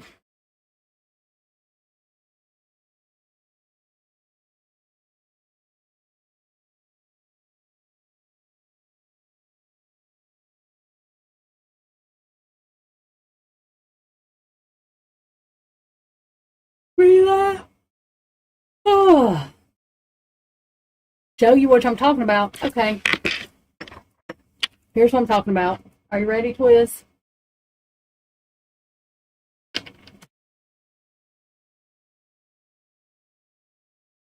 Oh, that's not things. Wait a minute. I really don't. I'm going to have to put dashes for 3. Well, what the? 3, 4, 5, 6. There you go.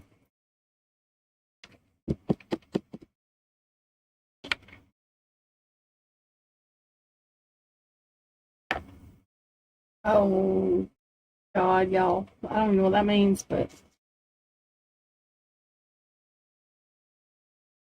Well, I don't know what other letters are there. So it doesn't matter.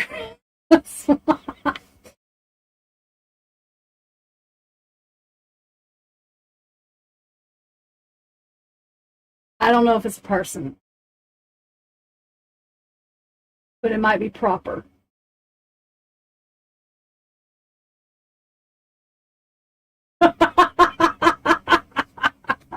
I'm not hiding shit. I'm not hiding nothing. I'm not hiding anything. I absolutely am not.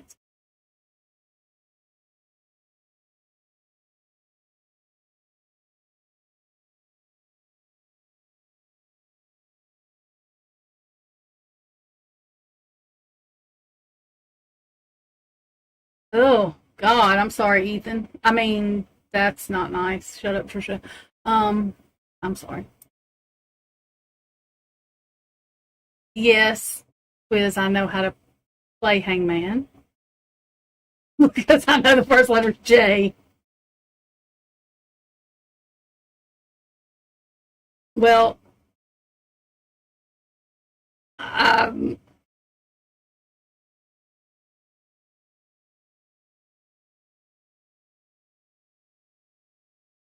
believe.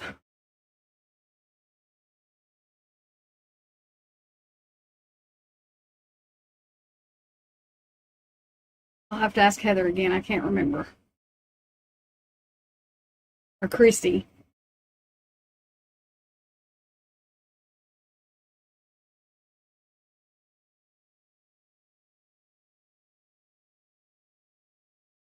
I don't know. Because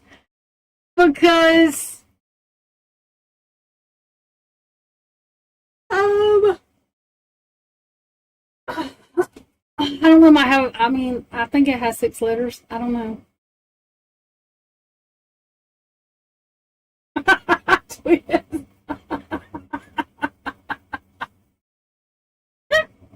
Can't.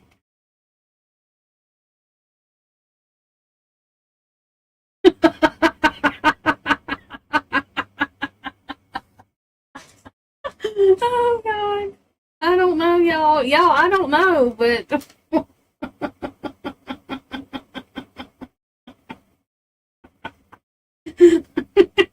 Gotta pee. Oh, God, it hurts to laugh. Oh, shit. I'm not real sure.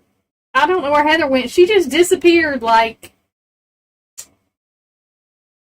That makes me a little nervous that she just disappeared, because, oh, I'm not sure what that means, but it could mean a tower moment. No, I haven't done a tower moment in my life. Crashed to the fucking ground. That's all I can do about the tower moment. But since she just disappeared, I just got really nervous about that. Very nervous that she just disappeared.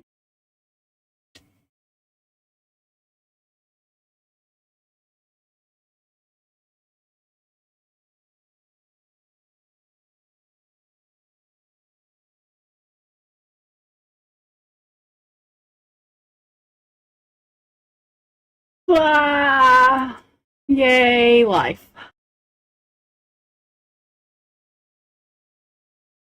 Oh, shit. Close out chat. Wait a minute. I mean to do that.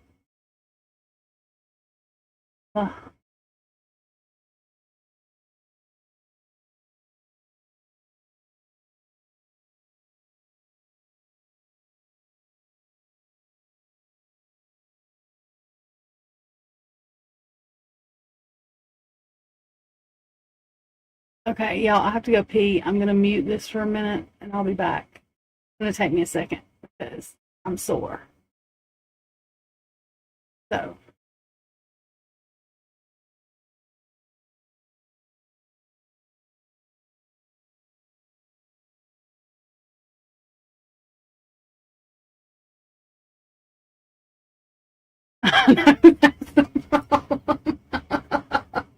Okay, I'll be back. I gotta pee. Yeah, bye now.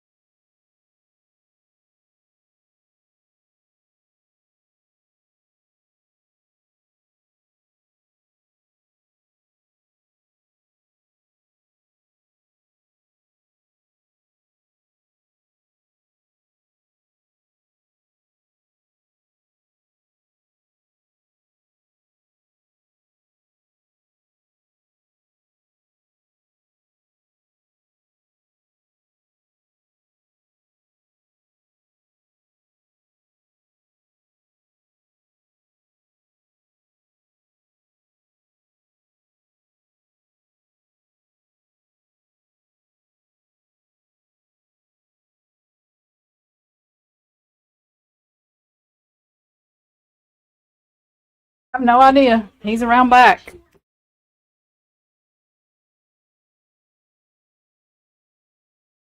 Ow! Oh my God. That hurt. Sorry, y'all.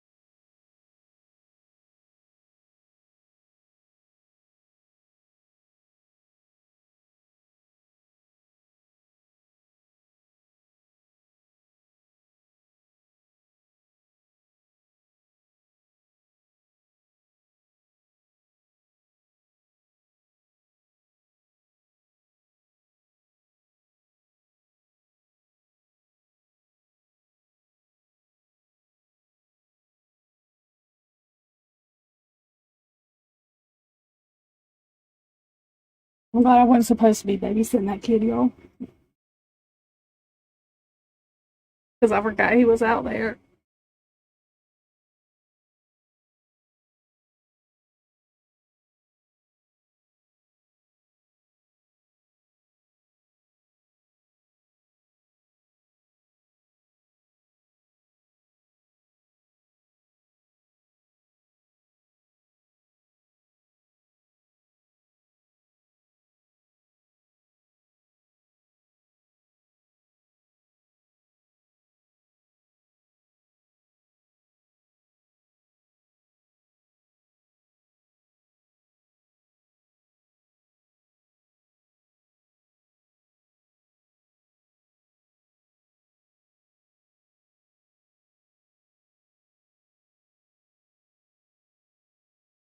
It might not be a person. Only Heather holds the key to that.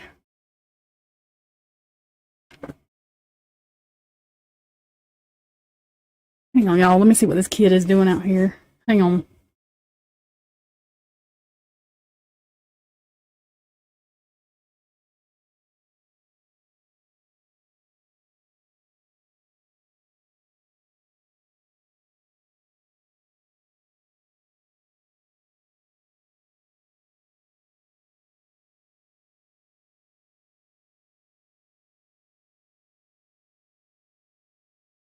Okay.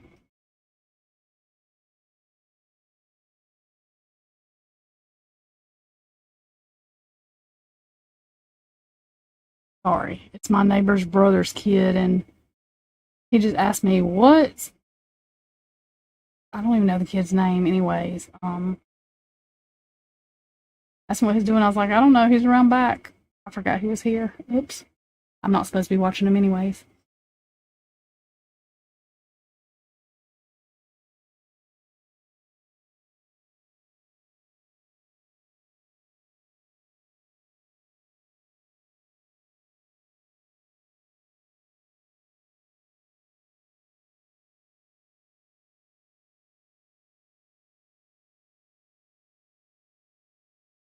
Is he gonna go? Let me go see. Is this motherfucker gonna go see what his kid's doing or what? Because I'm not babysitting today. Just so. Hang on a minute. Good Jesus.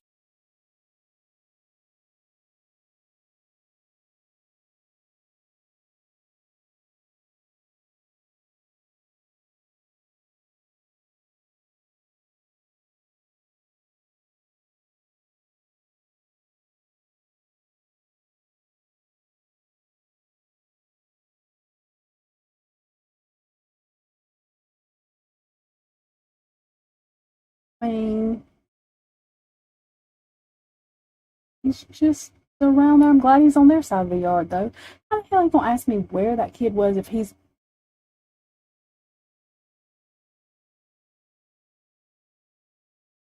Is dude drunk? Hang on, y'all. Hell, did he not see his kid? Hang on a second. Hell is really.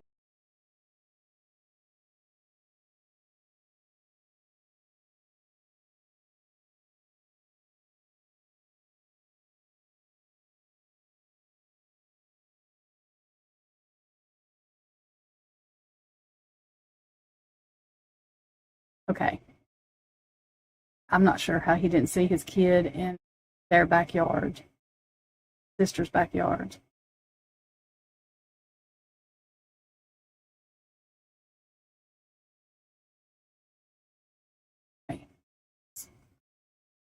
These folks are weird. How are you gonna come ask somebody where your kid is? Like, what if I wouldn't even known that kid was over here?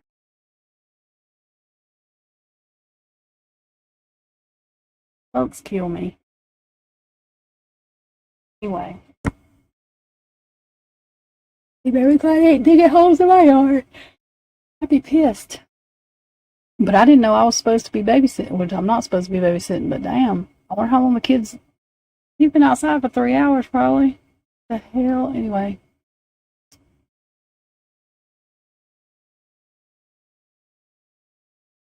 I don't babysit children.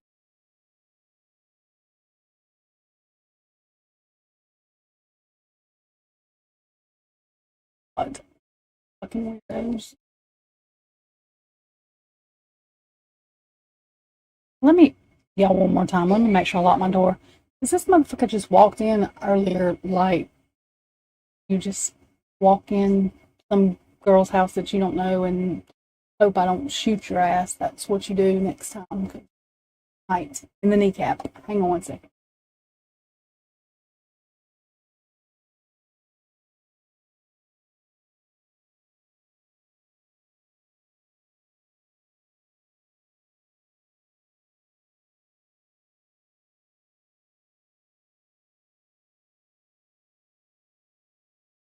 Girl, girl, this thing's on. I don't care if it's unmuted. You better get your damn brother.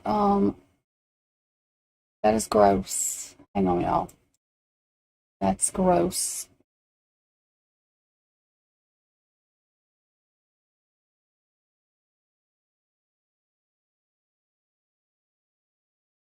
Okay. Sure. That's supposed to be a compliment. Your drunk brother didn't even hit on me, but what the fuck is going on here?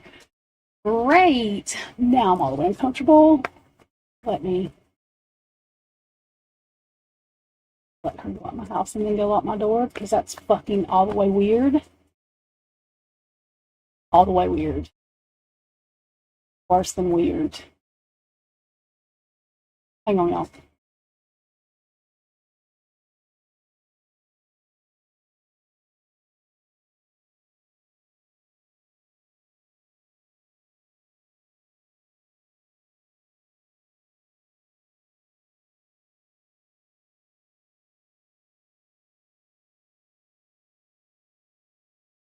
Okay. Can't turn my door anymore. I'm not home. Whatever. These folks on drugs or something. I'm not real sure, but it's fucking weird. Okay. That's weird. More than fucking... Oh, God. I can't. I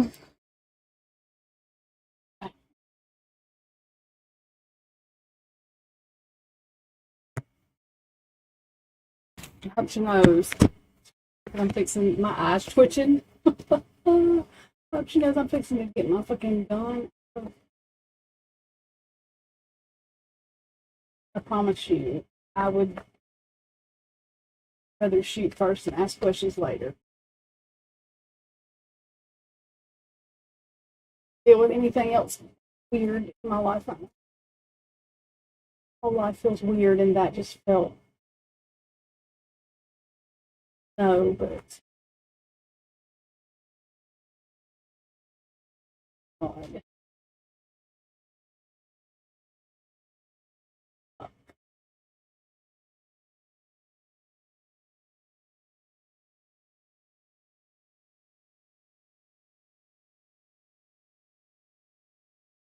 Oh God, okay. Because the biggest turn on is a fucking guy that stays drunk all the time. That's just oh shit. Please shoot me now.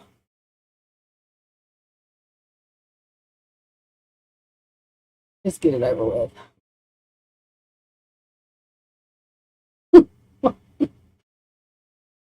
My warning shot is when it goes in the dude's kneecap. That was not. I'm not. I don't even. I want to throw up. I'm sorry. That's really. I can't. What the fuck is going on in my life? I think I need to go to sleep for 2 weeks and wake up last week and start it over because something definitely is fucking off. Off the chain, off the walls, off the fucking rails, off everything. I feel like all I can do is laugh. I can't even. Oh my God, I want to die. Just die. Please. For the love of God. Take me out. It's not even worth it. It's not. It's really not. Really not. I feel like nothing is happening that's happening and that I feel fucking like I'm on drugs and I don't have any drugs. Oh God. But I need some or something. I need something or a virtual I need anything that's not what is going on right now. Okay.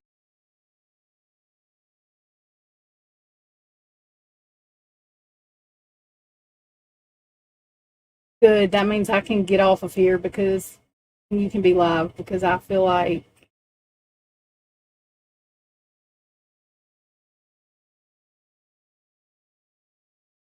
I wish there was a lake by me because I would ride a bicycle right into it and sink. I really would. Oh God.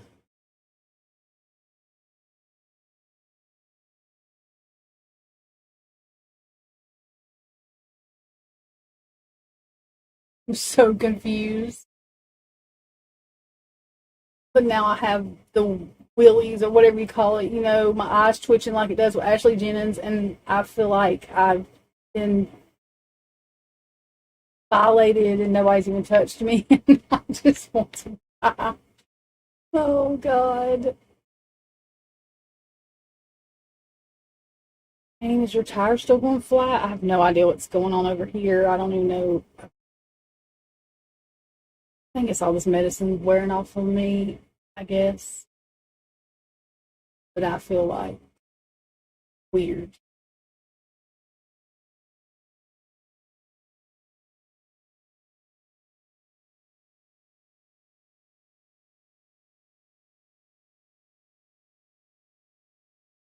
I wish it would get all out of me because I'm getting pissed off.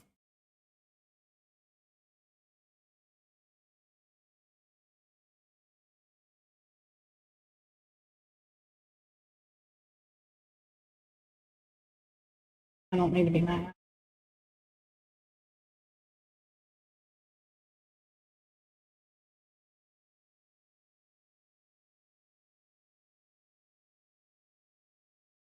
Heather, swear to God, did you text me back?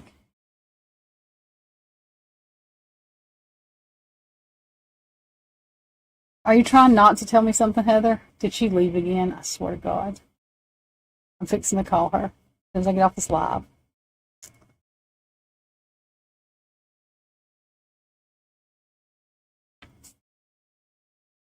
Because nobody is answering me today.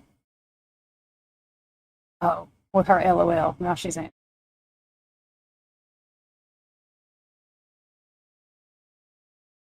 Oh, okay. Got you.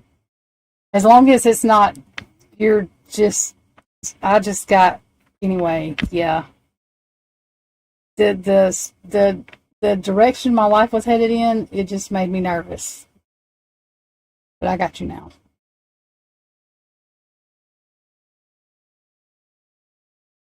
Okay, I gotta get off of here so that I got to get unpissed off so I don't act fool. Say stuff I shouldn't.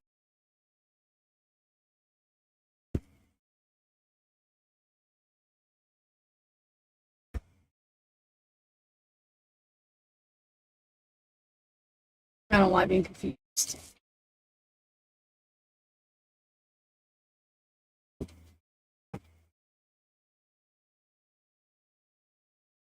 No, she answered me.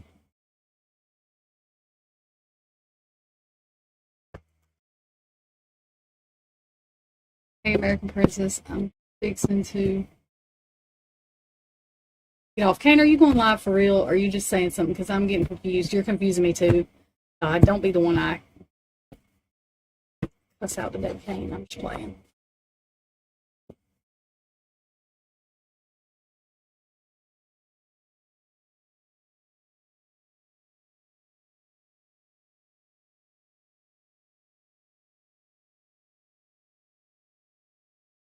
Okay, y'all, I'm getting off from here. I'm sitting here and my brain was just turning sorry. And I wasn't even talking.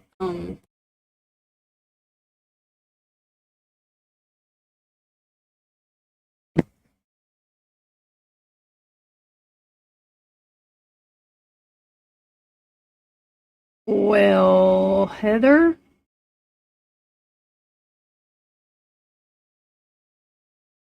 I'm not sure. Hang on, I'll check. I'm not. I'll text you. Yeah, I'll text you because I'm not. I mean, I don't know. I gotta look.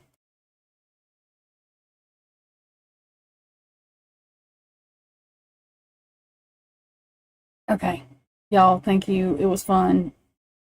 Whoever I didn't confuse, but I'm confused too. So it's just joining the club right now. I have no idea when I'm going to do another live again. I never know anything. I just randomly do shit. I'm going to literally go get my gun out of the safe thing and put bullets in it.